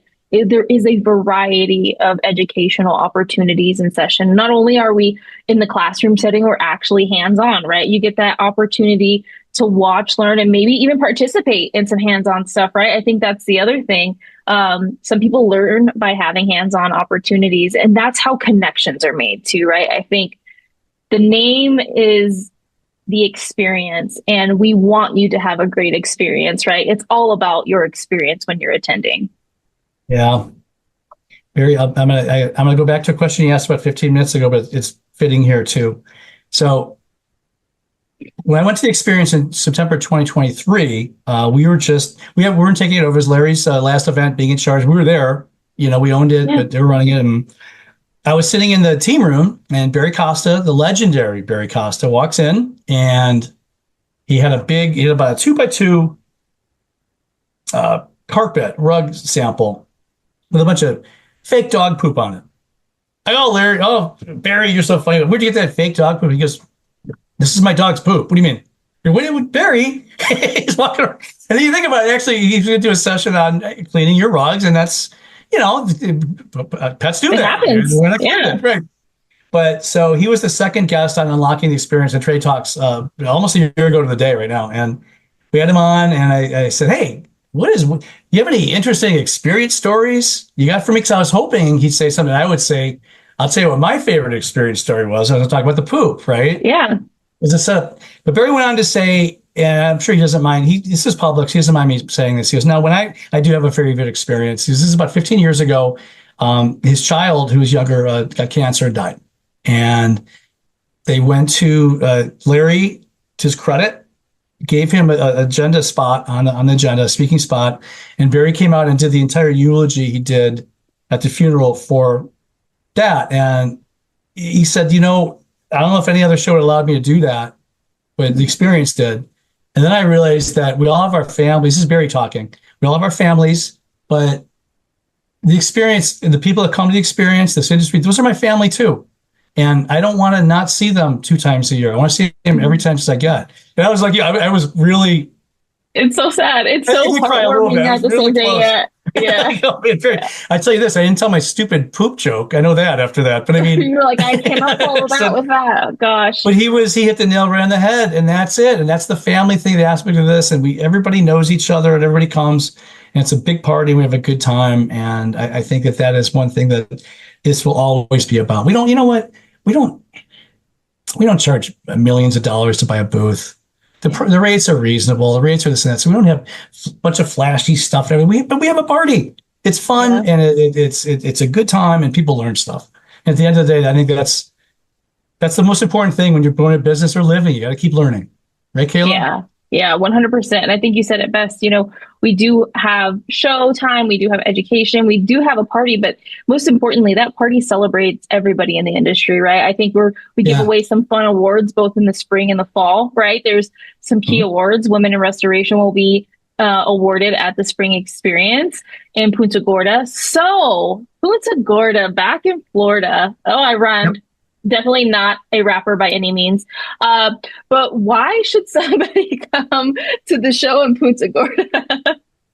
Well, we did I'm working with you to get started on the agenda this year. And I'm assisting you. Is what I'm doing. You did a great job. And by the way, is another Florida thing. Yeah, it sounds like Punta Gorda. You think it's Punta Gorda because Florida, and I'm a Floridian, so I can make fun of us. Yeah. So. Come to Punta Gorda because this is good. I tell you what, this is a new session. We have 3 tracks this time. It's going to be condensed and it's going to be targeted on nothing but education. Get down here. It's about a half-hour flight drive from Fort Myers Airport, where I fly into it all the time. It's as we discussed a few minutes ago. You're not going to get the education anywhere else as you're going to get at this event right now. And that goes for all experience events, but this one's going to be even more micro and targeted, which is exciting. Well, I was going to say, too, I think that's the beauty of this, right? It's very focused. We know what's going on in the industry. We know where the pain points are in the industry, and we have the ability to capitalize on that and help one another. And not only that, we know that things evolve. And so we're able to learn from everybody who attends the experience. Like, hey, we need to have more of this, or hey, this was great. Maybe it should be a longer session. I think that's the other thing that really differentiates us as well. It's a very personal experience. We're able to take the feedback. And of course, that's how we evolve. That's how we make the event worthwhile, worth attending. And again, evolution. And not to mention, it's a very family-friendly spot, right? It's going to be a beautiful time of the year. Spring break might even be falling around that time, and I want to circle back to, you said it's Punta Gorda, and I think that's one of those things. Wherever you live, right? I live in Nevada. When people say Nevada, people here go absolutely bonkers, but again, in the South, I think there's a Nevada, Missouri, if I'm not mistaken. I lived in Arkansas, but that's how they pronounce it. Nevada. It's not Nevada. Yeah. So I think, everybody has their quirks, and I have been saying Punta Gorda because, well, I'm from the West Coast. So, that's how we enunciate here. Punta Cana for vacation. Right. That's my hometown making fun of Florida thing. I think that speaking of Florida, though, early April is beautiful. Mm-hmm. The snowbirds tend to leave just after Easter. So April, it's no longer chilly. Look, today it's 52 degrees here. Okay. I talked to a friend of mine in Chicago this morning. It was 8. She doesn't want to hear about it, but it's chilly. That's why everybody comes down in the winter. It's mild and nice. April, it starts ticking up again. It'll be in the 80s. It'll be sunny. It won't be a million degrees like July, but it'll be just right. And if you want to get up there with the kids and come down and have a good time, this is a place. We have, I think, 4 hotels on the rotation to stay with too. All nice, all pretty new. 3 of them within walking distance of the convention center. One of them is the fabulous Sunseeker Resort, which is just over the bridge a mile away. And you could maybe parlay it into a vacation too with the family if you'd like. I was gonna say, you just got to stay there recently, right? And it was beautiful. Experience was great. I think, you sent me great pictures of, hey, this is where we're gonna be. I can see it from where I am, and I think, it's just so refreshing to be. Some people are gonna be coming from the snow. Let's be real, and just to have, even a 70-degree day, I think is going to be refreshing. And so, I'm looking forward to it. I haven't been to Florida in quite some time, and I know they're still cleaning up in that area, right? They were recently affected, but not so bad like some of the other areas, but they're ready for us. They've said they are ready for us. So don't have any reservations about, how is it going to be? They're ready. They're so ready for us, and we're ready for them too. So I know. I can tell you firsthand, that's fine. Especially the Punta Gorda Charlotte Harbor is fine. Yeah. Well, you were out there right after and right before too, weren't you? So, I mean, you can fly in and out and all of that. And I think that's the beauty of Florida, right? They are ready and they know, okay, we have to turn this around, right? I think that's the one thing. Like, if something like that hit like California or Nevada, it'd be a different story. We're not ready for that, Yeah, it's a way of life down here. And I'll briefly tell a quick story. I was at the Violand event from our friends from Violand Management, and there's this old saying down here in Florida. It's a way of life, unfortunately, in the summertime. You don't panic about hurricanes until I can't remember his name, but who's the? I look at until Jim Cantore shows up and the Waffle House closes, right? Then we got problems. It's serious. So I remember the last hurricane came through, and I saw this is Jim Cantore recording live from Sunseeker Resort. I'm like, oh no, this isn't ideal at all. And luckily, it was fine. Cool restoration story about that. And we talked about that. It was built last year, but it's built to withstand a Category 5, and it did just that. I mean, this big storm came through, and a little flooding in the garage, but who cares? So anyway, side note. Yeah, I was just going to say that's normal though too, right? I think here in Vegas, if we get even maybe an inch of rain that's falling very heavily, everything on the Strip floods. It goes through the Lynx parking garage. I mean, it's normal, I will say, for us, right? And it's just you just adapt. And speaking of that, being hurricane resistant, if you wanted to ever, essentially be there or withstand a Category 5, hey, you know where to stay. There's reasons why Florida is a big deal in restoration, right? Yeah. The drying, all of it, and they go through that sadly every year, a few times. So, and that's why we wanted to come back. And the people said we want to go back to Florida. They all want to come back to Florida. True. I was just going to say that. We found a place that in Florida we can take them this year. So hopefully they'll be happy.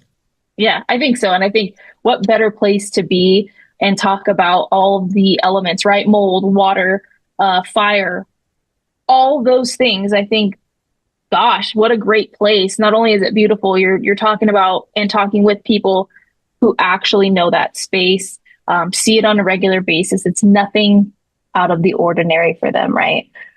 Speaking of which, we are going to be announcing probably after this or before this airs some agenda stuff, right? So looking into the agenda, I know we over the years we've talked about how it is cleaning and restoration, and sometimes, we don't get the opportunity to lock in some pretty heavy hitters for cleaning and restoration. But good news, I will not name names, but I will definitely say both keynotes are industry specific. One is very oriented with cleaning. However, we're going to discuss the process of making a career, right? And the importance of how everything interconnects and interrelates. And then we do have a panel for restoration, which I think if you are in the Florida area or even on the East Coast that does have, some unfortunate circumstances with catastrophes, this would be the place for you to be, right? I think we worked really hard on this agenda. Looking back, I think we did, and it's going to show at the end of the day how hard we did work on it and how important feedback is and how we want people to enjoy it. Right? They're coming out of the field. The least we can do is make sure that it's something that they truly enjoy. Last year, one of my goals in the 1 year I was running it solo was. We want to balance all those great leaders that speak a lot of the experience versus new faces and new names, which are so many. And I was so proud that the 4 keynote speakers that on my watch had never been a keynote before.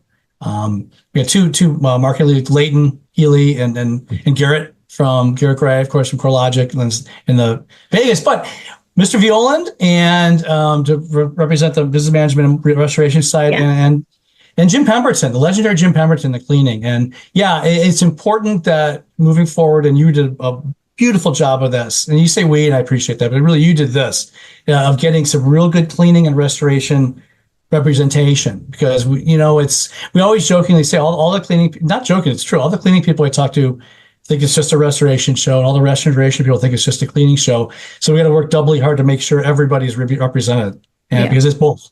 And I think you did a great job. And you did a great job on that, and you did a great job. You're going to do a great job on this show too. If I could circle this back, I think I'm so happy that you decided to resurrect this. Well, yeah, I had a lot of fun meeting people, and if you're a leader and you're coming to the experience, if you had an experience, Kayla's going to give you a call. Trust me, and you get to bare your soul in front of everybody like I just did, which is it's not so tough. It was fun. And it's okay to ask me hot seat questions too. I truly don't mind. I think there's a lot that people don't know about me, and I think that's the beautiful thing. It's a conversation starter. We're always learning new things about one another. So thank you for passing me the torch and, really trusting me. You had no reservations about bringing it back or anything like that. So speaking of that, what advice do you have for me in carrying out this series? Oh God, I don't know. I didn't think of that one. Well, advice for you, I think, you know what? I just be yourself. Don't be afraid to ask hard questions. People want to, don't be afraid to ask hard questions, but in the same token, make sure people know kind of what you're going to ask, and they don't want to be completely taken off guard. As we talked about at the beginning of this, people love talking about themselves, and the fact that they're big leaders in the industry is fine, because they're going to talk about cool stuff and get people to know them. Just make sure you diversify your guests, and make sure you just have fun. People are way too stressed these days, man. Just have fun.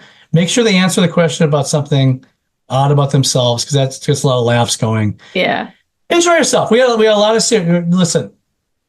large loss, hurricanes, we have a lot of serious issues we deal with in this industry. Here's a chance for an hour a week. You could have a lot of laughs and fun. Take advantage of it. Yeah, I was definitely going to say, it's nice to humanize things, right? Like you said, just be yourself. I mean, most times we do have our business hat on, and just if we can take that hour, 30 minutes, whatever the case may be, and just be a human, and maybe still have the professional hat on, but just be a person, right? I think that's the biggest thing, is allowing people to be a person. With that being said, any last closing words? I'm sure you'll probably be on again. Maybe I'll yank you over here again, but any last words? I'll always be happy to do whatever you want for you and Darlene and the brand. Well, as I told, last words are, as I told everybody when I left as publisher of R&R last year, I want to thank everybody for just letting me play in their sandbox. This has been fun. I learned so much. And I think that this is a great industry. Like we said, everybody gets into this industry. You want to make money and have a good business, of course. But the root of it is you want to go help people. And don't ever lose that fire and that spirit, and you'll be great. And just thanks. Thanks, everybody. And you'll see me again. I'll be in Punta Gorda. Yeah, for sure. He'll be in Punta as long as Darlene's around, I'll be around. He'll probably be in Las Vegas as well. Don't let him fool you. I'll be around, of course, for sure. Yeah, I think that's the biggest thing, is you said it best. We're all thankful for everything that everybody does day in and day out. And we're just a small piece, right? I think us here, we're a small piece, but they're the driving force, and it allows us to learn and love what we do every day. And the least we can do is host a fabulous event to show thanks, but also contribute to their future and even more success than they've already seen. So with that being said, please make sure you make the plans to attend the Experience Convention April 8th through 10th at the Charlotte Harbor Convention Center. And it's in Punta Gorda, Florida. You can register now through our website at rnrmagonline.com. On the top search bar, you'll see Experience. And of course, you can always find these R&R videos and podcasts on YouTube, Apple, and Spotify. So if you haven't already, please feel free to leave us a quick review, ask questions, like and follow us on social media. And thank you again, Michael. I appreciate it. This was Trade Talks, Unlocking the Experience. Thank you for joining.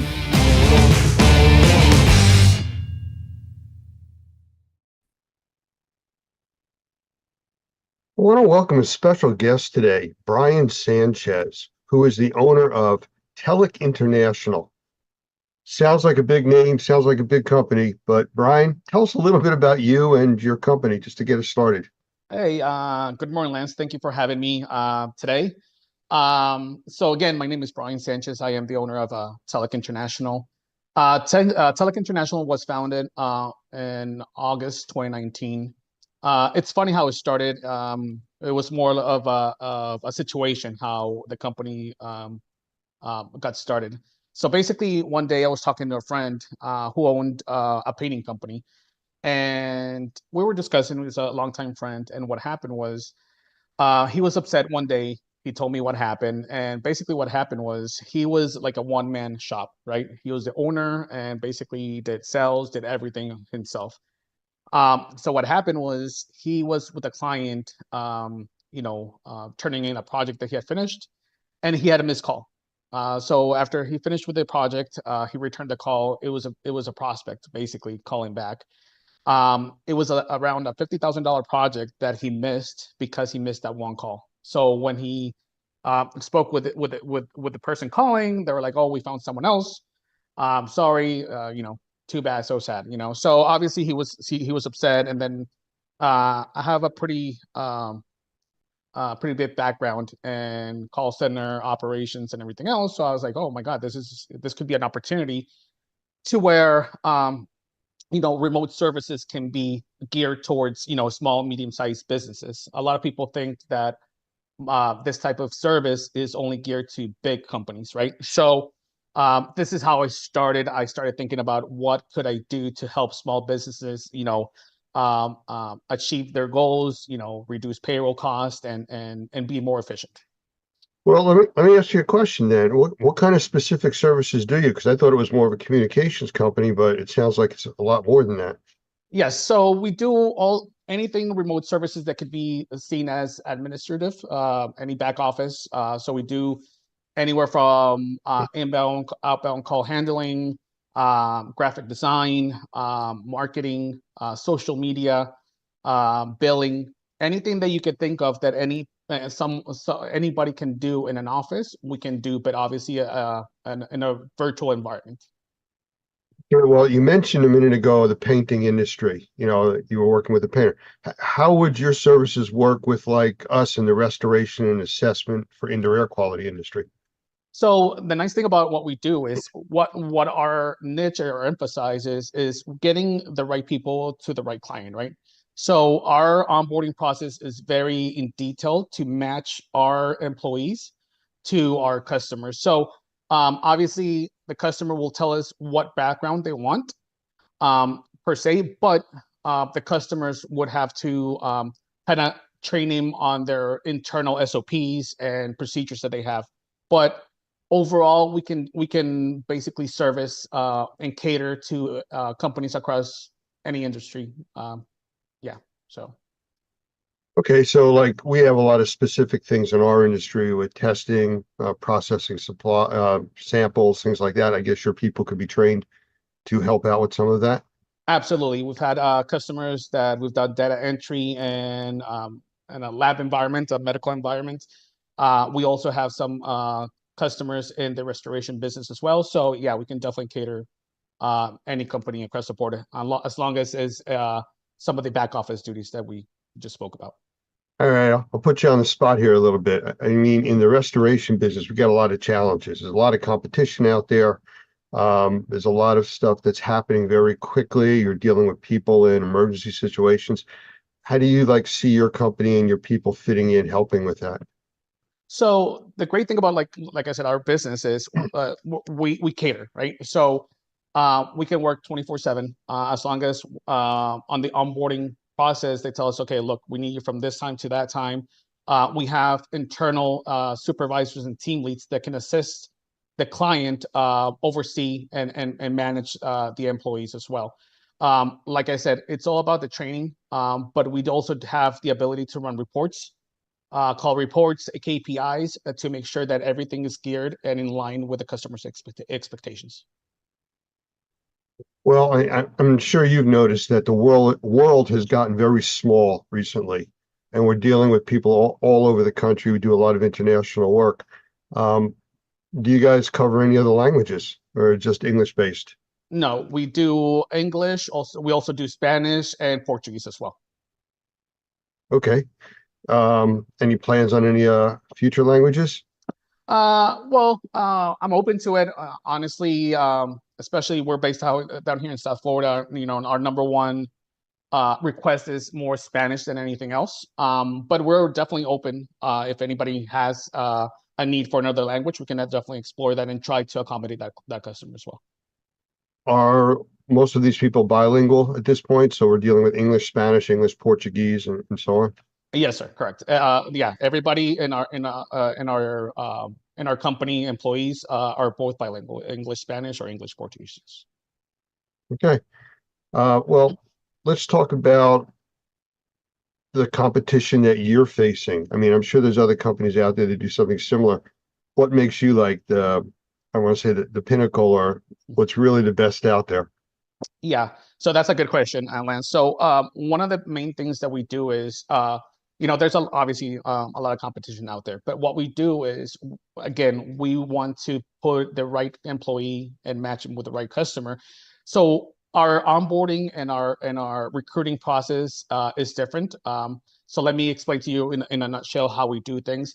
Number one, we're confident on our talent with our employees. So what we do is we handle month-to-month contracts. We don't have customers sign a 6-month or a year contract to where customers might feel, oh, I'm going to be tied to the company. What if it doesn't work out? I'm going to have to pay a fee.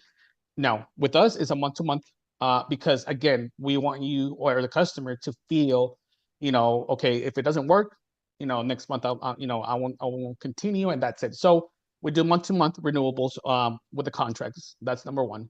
Number two, when we recruit candidates, what we do is we send 5 resumes at a time to the client. The client will review those resumes after we validate them, obviously, and they do a second interview with whoever they want to speak with. So that way, the customer has a part on the recruiting and the onboarding process to see. Obviously, you want to see if the people match, if the feeling on the person, the personality. That's a big thing when you hire someone. So we want the customer to be part of that process, right? And then, like I said, once we do that, and let's say we assign an employee with the customer, if for some reason that person doesn't work out, or the client says, look, I want someone else, we'll change them and we'll start the onboarding process with another set of candidates without any fees, no penalties, nothing. Also, just one thing more to add is the customer can add and decrease any type of employee that they want on a month-to-month basis. So for example, Lance, you have a company, you start with 2 people, but your workload starts to increase, and you say, hey, Brian, I need 5 people for the next couple months. Okay, you'll have the 5 people, and then after that, if you need to decrease, we'll decrease them, and that's it. So we're very flexible. As long as you give us some leeway, we try to tell customers to give us at least 10 days before the end of the month if they want to increase or decrease the number of employees. So a lot of the competition, they don't do that. A lot of competition, they want you to sign a 1-year contract. They want to tie you in, and that's it. So that's pretty much our competitive advantage over other companies. And also, is like I said, is a dedicated employee. A lot of people that I've talked to, for example, people in the Philippines, someone told me that they tried the service. They're actually one of my customers now. And when he tried it at the beginning, it was a few years back. And he told me, it's like, one day I would have one person, the next day I would have another one. So, you know what I'm saying? So you'll have your employee, you'll train him, it's your employee, and we'll manage it as we go. Okay. Well, we have a lot of one-man operations up to large franchise companies to licensing companies and everything in between. So, I mean, from what you've been doing and more specifically to the restoration industry, any kind of success stories? Anything you can let us know about without divulging any secrets? Oh, no, yeah, absolutely. Like I said, we've had customers, we had one client that we had 27 employees working with them for 3 months doing billing. They needed to get billing. They had a deadline. We were able to help them. Again, that month-to-month contract was good for the customer. And our goal, like I said, is to help businesses, small, medium-sized businesses, achieve their goals. Grow and everything else. And look, maybe they'll start with someone like us as a remote employee. Down the road, if they're more financially stable or they grow to a certain level and they want to have people inside the office, that's okay. We want just to help the customers achieve their goals and grow. Again, like I said, we have also people doing sales. We have a client that, he's had, over 150% growth on sales because we have a couple of employees on the phone. And when they have leads, right then and there, they call the leads. There's no lag time on when the lead is received. So, yeah, it's definitely, it's been a success, a proven success throughout the years that we've been in business. You just said something that caught my attention. You used the phrase "in the office." Are you a remote only company, or do you provide local manpower too? We are a remote only company. Now, if there is a client that needs call center services, for example, they need, instead of 1 or 2 people for admin work, if they need an actual call center, we can definitely assist with that as well. Do you do anything with emergency operations, like a disaster like Florida gets a major hurricane or something and we need a large call center set up? Is that something you can do as a one-off, or does it have to be contracted out long-term? No, we can definitely do that as a one-off. Actually, a few years back, we had a client that we were doing the actual overnight answering service. So after they closed, we manned the phones, late at night and early in the morning, just in case they had an emergency. We definitely were able to staff for that as well. Okay, well, within your industry, I'm sure there's a lot of very positive comments and success stories, but I'm sure there's a lot of misconceptions out there too about, like you had mentioned before, about companies trying to lock you in for a year and stuff like that. Where do you stand on that kind of stuff, or what do you see? Well, a lot of the companies, number one, they're stuck in sometimes in the mentality that they need to have someone in the office to oversee and everything else, obviously increasing payroll cost, overhead. But I think after COVID, it kind of opened the eyes to a lot of people that remote work is, number one, reduces costs. Obviously, in office space, overhead, and payroll cost. But again, it's a proven success over the years. And yeah, like I said, a lot of people think that, and that's the thing, like you said, it's a long-term commitment, right? They're afraid. They say, okay, oh, and by the way, all of our employees are background checked. That's another one. People think, oh, they're going to handle some, confidential information and everything else. All of our employees are background checked. Obviously, we're liable for our employees. So yeah, so basically, I don't see any downturn on any of that. Well, what I've seen, and I'm sure most of our members and people watching this have seen, is over the years, especially since COVID, a lot of people started remote working. Mm-hmm. And that was always a bad thing, at least in the corporate mind. We can't control our people. We don't see what they're doing. And then all of a sudden they realized they were getting just as much work done. Their people weren't as tired with all the commuting, and they were saving a fortune on office space, Exactly. and utility bills and all the other things that go along with that. And I think that's right, the target zone that you're really working in now. Correct. Yeah, 100%. And again, right now with technology, we're technology driven. We can run KPIs. We can run, if a customer, a client needs us to do weekly, monthly call reporting, outbound calls, anything like that, we can definitely cater to that as well. So if you can be specific about how you can help a restoration company or an assessment company, indoor air quality company, anything specific that kind of jumps out in your mindset for what you can do to help? Honestly, like I said, we have a couple of companies that we service in the industry, and we do all of their admin work, call handling, and that's the time consuming stuff that I always like to say, focus on your core business and let us handle the rest, right? So, for example, social media, posting, marketing, and call handling. We actually have some people doing billing. Obviously, once they're trained, and it takes a little bit of time training the individual.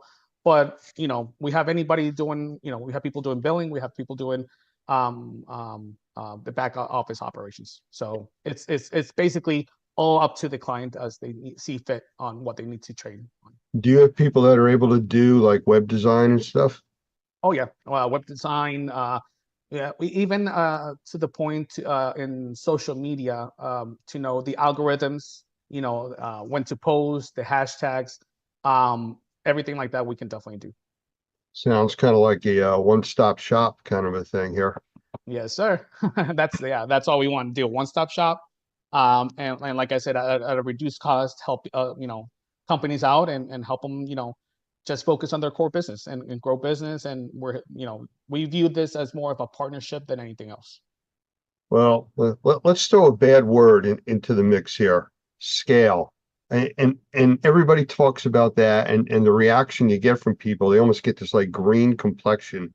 Oh, scale, it's going to cost a fortune. How do I do that? Where do I start? How do you guys fit in on the scaling, helping these companies out?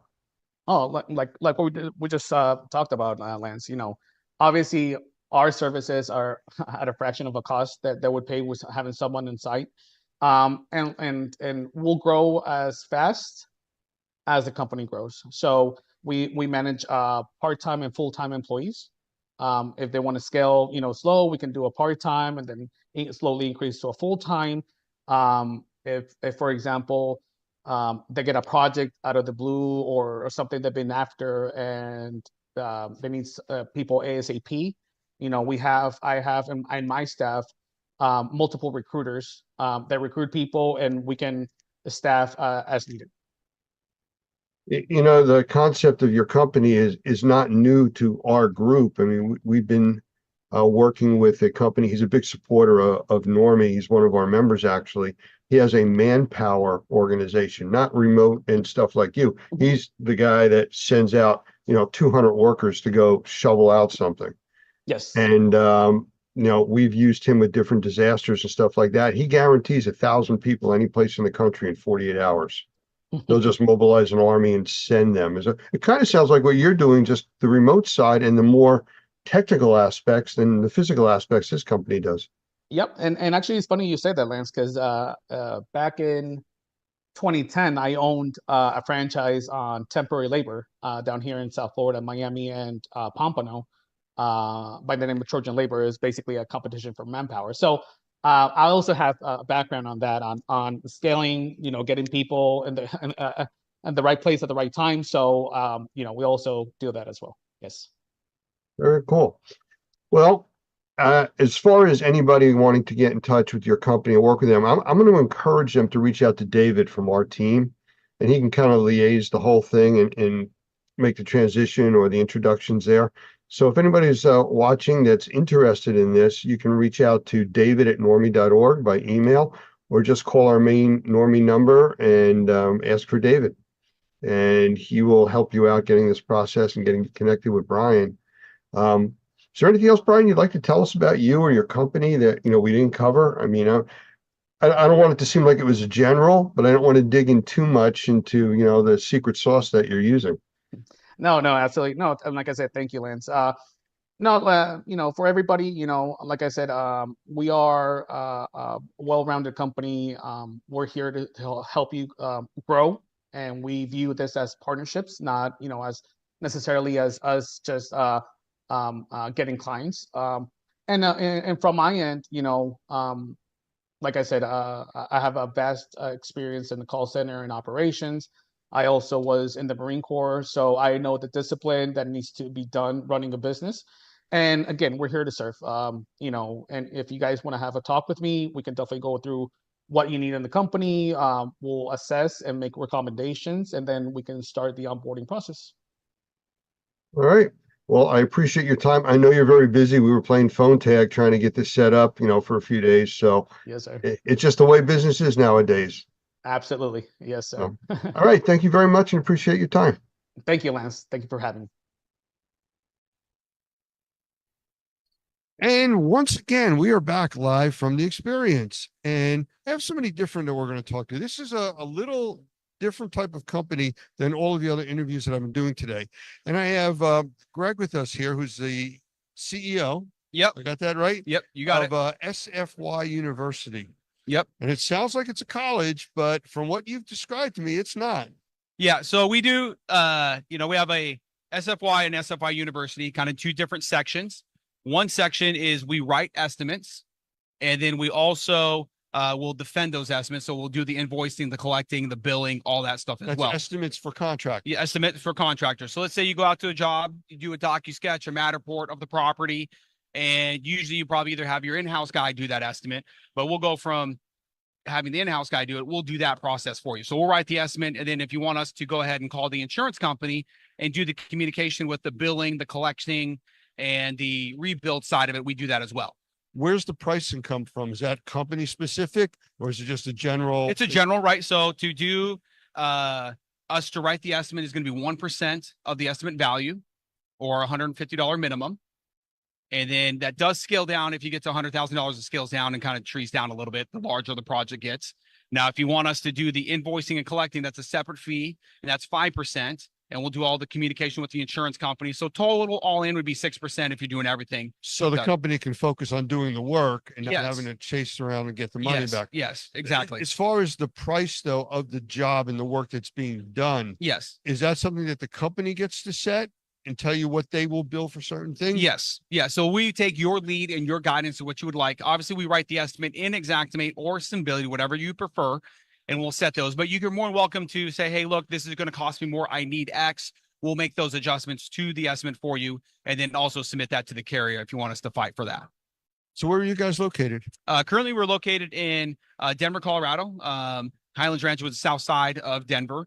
The company's remote. We have about 70 plus employees that work for us, all remote across the United States, and do really well there. Sounds exciting. Yeah.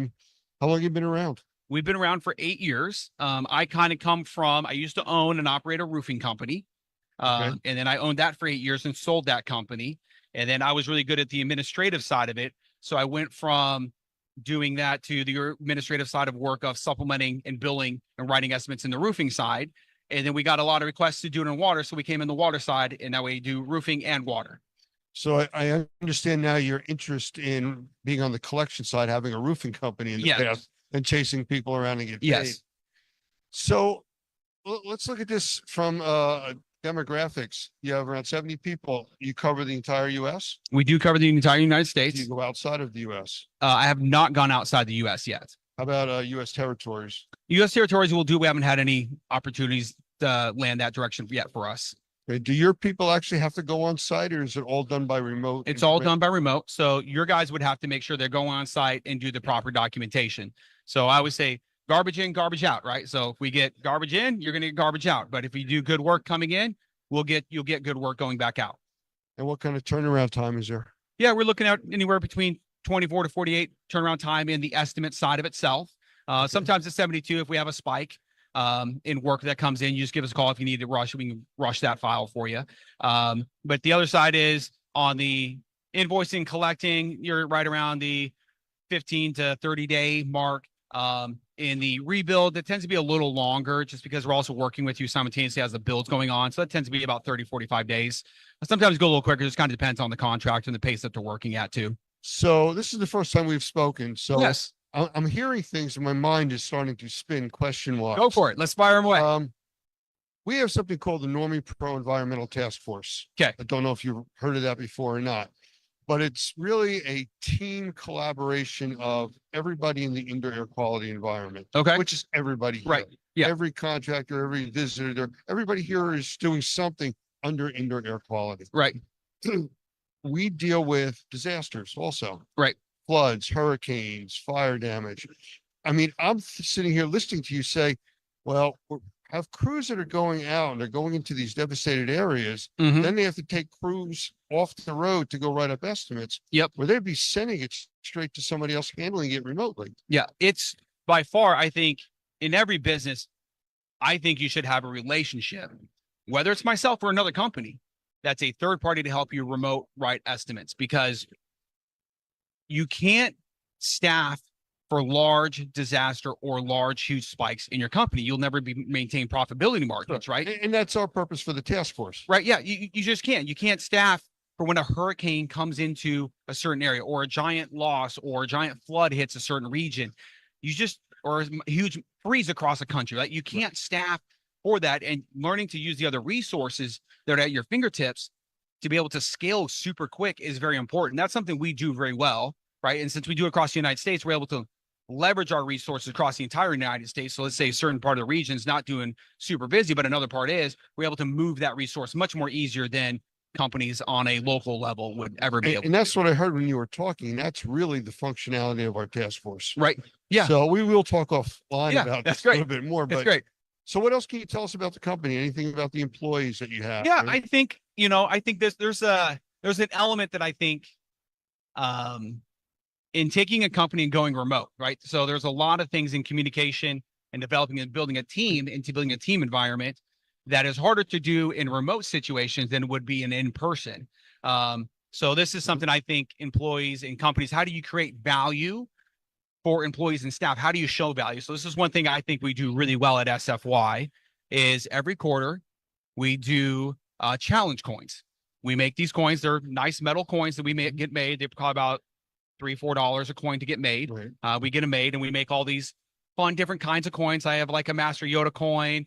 I have, the Goat coin, we have a Guru coin. So I understand the Twitch influence Yes. here. Yeah, right. So there's all sorts of different types of coins. We have fun names with them. Some are just amazing customer service, that type of stuff. But then we do a card, and we send out a card, but then we do a presentation. But this is where initially I did it wrong. So I made the coin.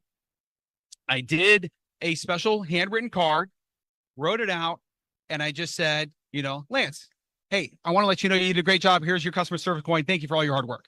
Right. And that's what it is. And I sent it out and did whatever. But I didn't feel like I had the impact that I needed with the staff to create the right engagement of what all the lift I did. Right. I'm like, I'm missing something. And you would get a monetary value with the coin as well. So I felt like I hit all the check boxes and I did the presentation, but I didn't realize I was missing one of the key things in recognizing employees and staff.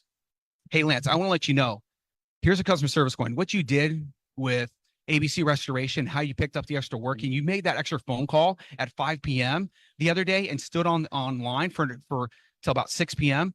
It's things like that really improve the quality value here at SFY, right? And that's why you're getting the coin, right? So we were missing the why behind the appreciation, right? And I was talking to a couple of different people. Reinforcing the good behavior. Yeah, the good behavior, right? And people like to see that as a company, we're recognizing and we can see the small behavior. So we had to find the small things of what it is. So if someone said, hey, look, and the employees get to nominate people for the challenge coins. And I'd be like, hey, look, how do you value this person? Just because they're a hard worker isn't going to cut it. What did they do to create the hard work? What was it that they did? We need to tie that to a specific thing. They did something specific that made you recognize it.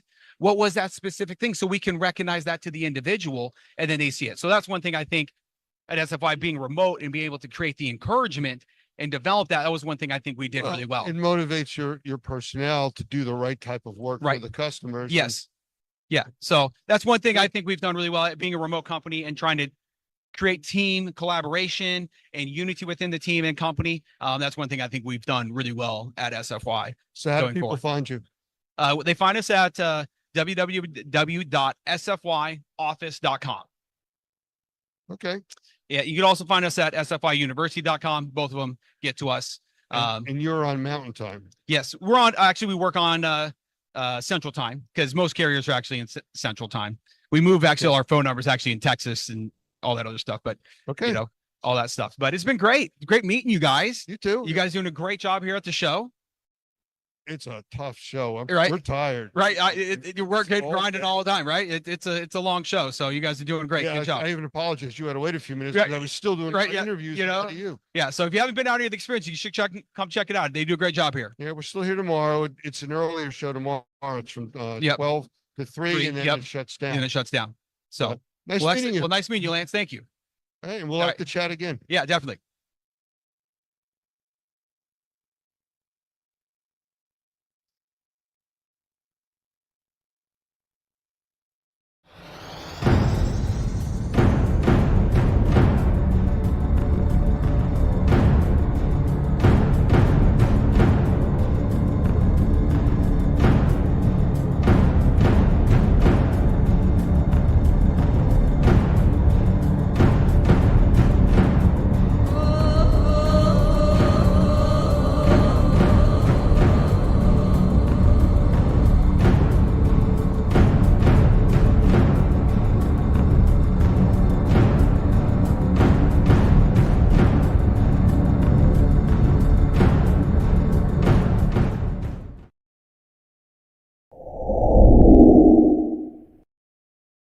I want to welcome Douglas Hoffman, the Executive Director of NORMI, which is the National Organization of Remediators and Microbial Inspectors, to our episode today. And for those of you that have been following us, we've been doing interviews with influential people in the indoor air quality, outdoor air quality, and firefighting arena, all dealing with the wildfires coming out of Canada. So Doug, welcome. Hey, thank you. Good to be here. I'm glad to have you. You know, you have an extensive background in building science. And one of the things that came up with some of the interviews that we've been going through since the wildfires in Canada started affecting the central and middle part of the US is, what do people do?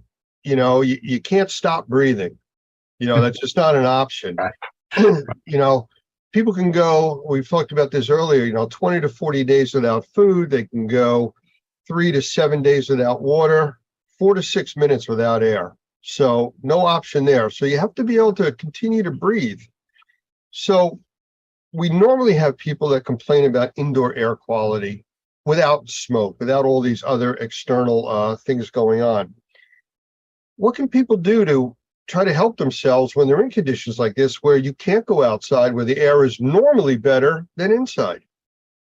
Yeah, I think that's a great question, Lance, because it's funny because it seems as though sometimes when these kinds of things happen, all of a sudden something that we actually should face and should deal with every single day, all of a sudden now becomes a real problem.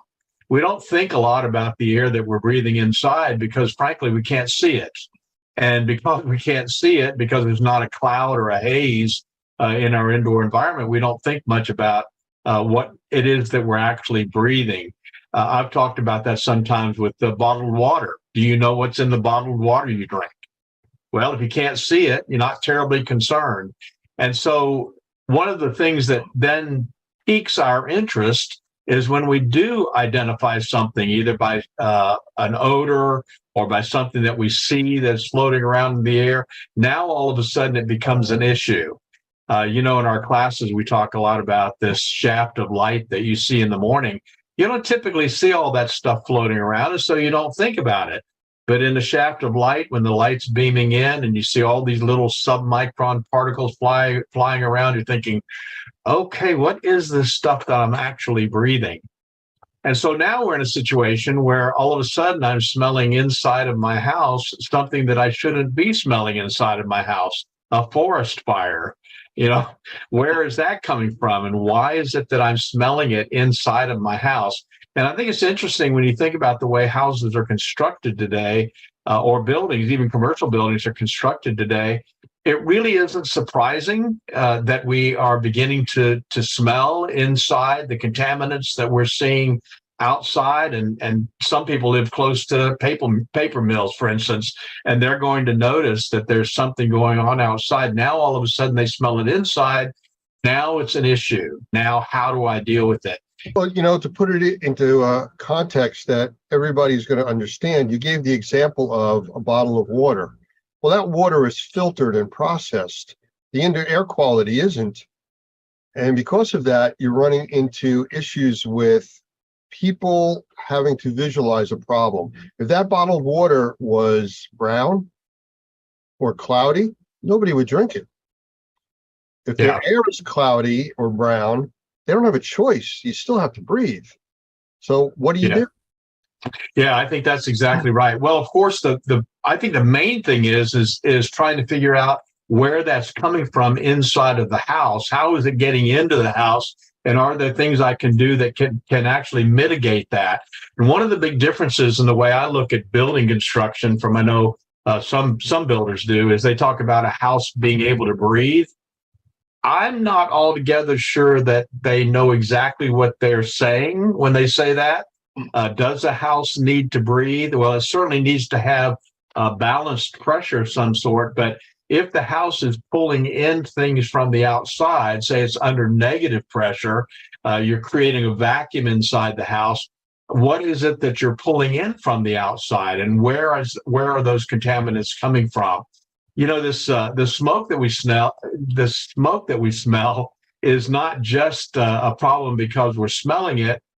I'm sure you've already addressed through some of the people that you've talked with, there are some pretty strong contaminants in that smoke that we're breathing. And how do you mitigate that? How do you keep that from coming inside of your house? So I have a couple of suggestions that might help when you start thinking about things like air infiltration issues, the idea of fresh air makeup. Fresh air makeup, of course, is a great idea to bring air in from the outside through your air conditioning system. But the question is there a way to reduce that or to mitigate that? So I have some ideas that I might be able to share here that people could do pretty quickly to begin to seal off what's going on the outside. That's at least one step, and that's to begin to seal up that environment so that you're not bringing stuff in from the outside. That was one of the questions and concerns that came up when I actually did an episode with Michael Pinto over sensitized individuals, that normally indoor air quality is up to 10 times worse than the outside air. So people that are sensitized, which is like 20% of the population, they go outside to feel better. When the outside is, so choked with smoke from forest fires, thousands of miles away, what do? Now you got to retreat back to the area that's a problem. Yeah, that's exactly right. So for sensitized individuals, one of the methods that we use to determine how are those things getting inside the house is by doing what's called a blower door test. And essentially what they do is they take off the front door and they'll install a door that has a gigantic fan on it. And then they'll turn that fan on and put the house under negative pressure. Essentially what you're doing is you're creating a vacuum inside of the home. And guess what happens when you do that? Now, all of a sudden, you're pulling air in through the cracks and crevices around the windows, cracks and crevices around the doors, places that you don't really even think about. A lot of people don't realize that wall cavities, exterior wall cavities, actually breathe.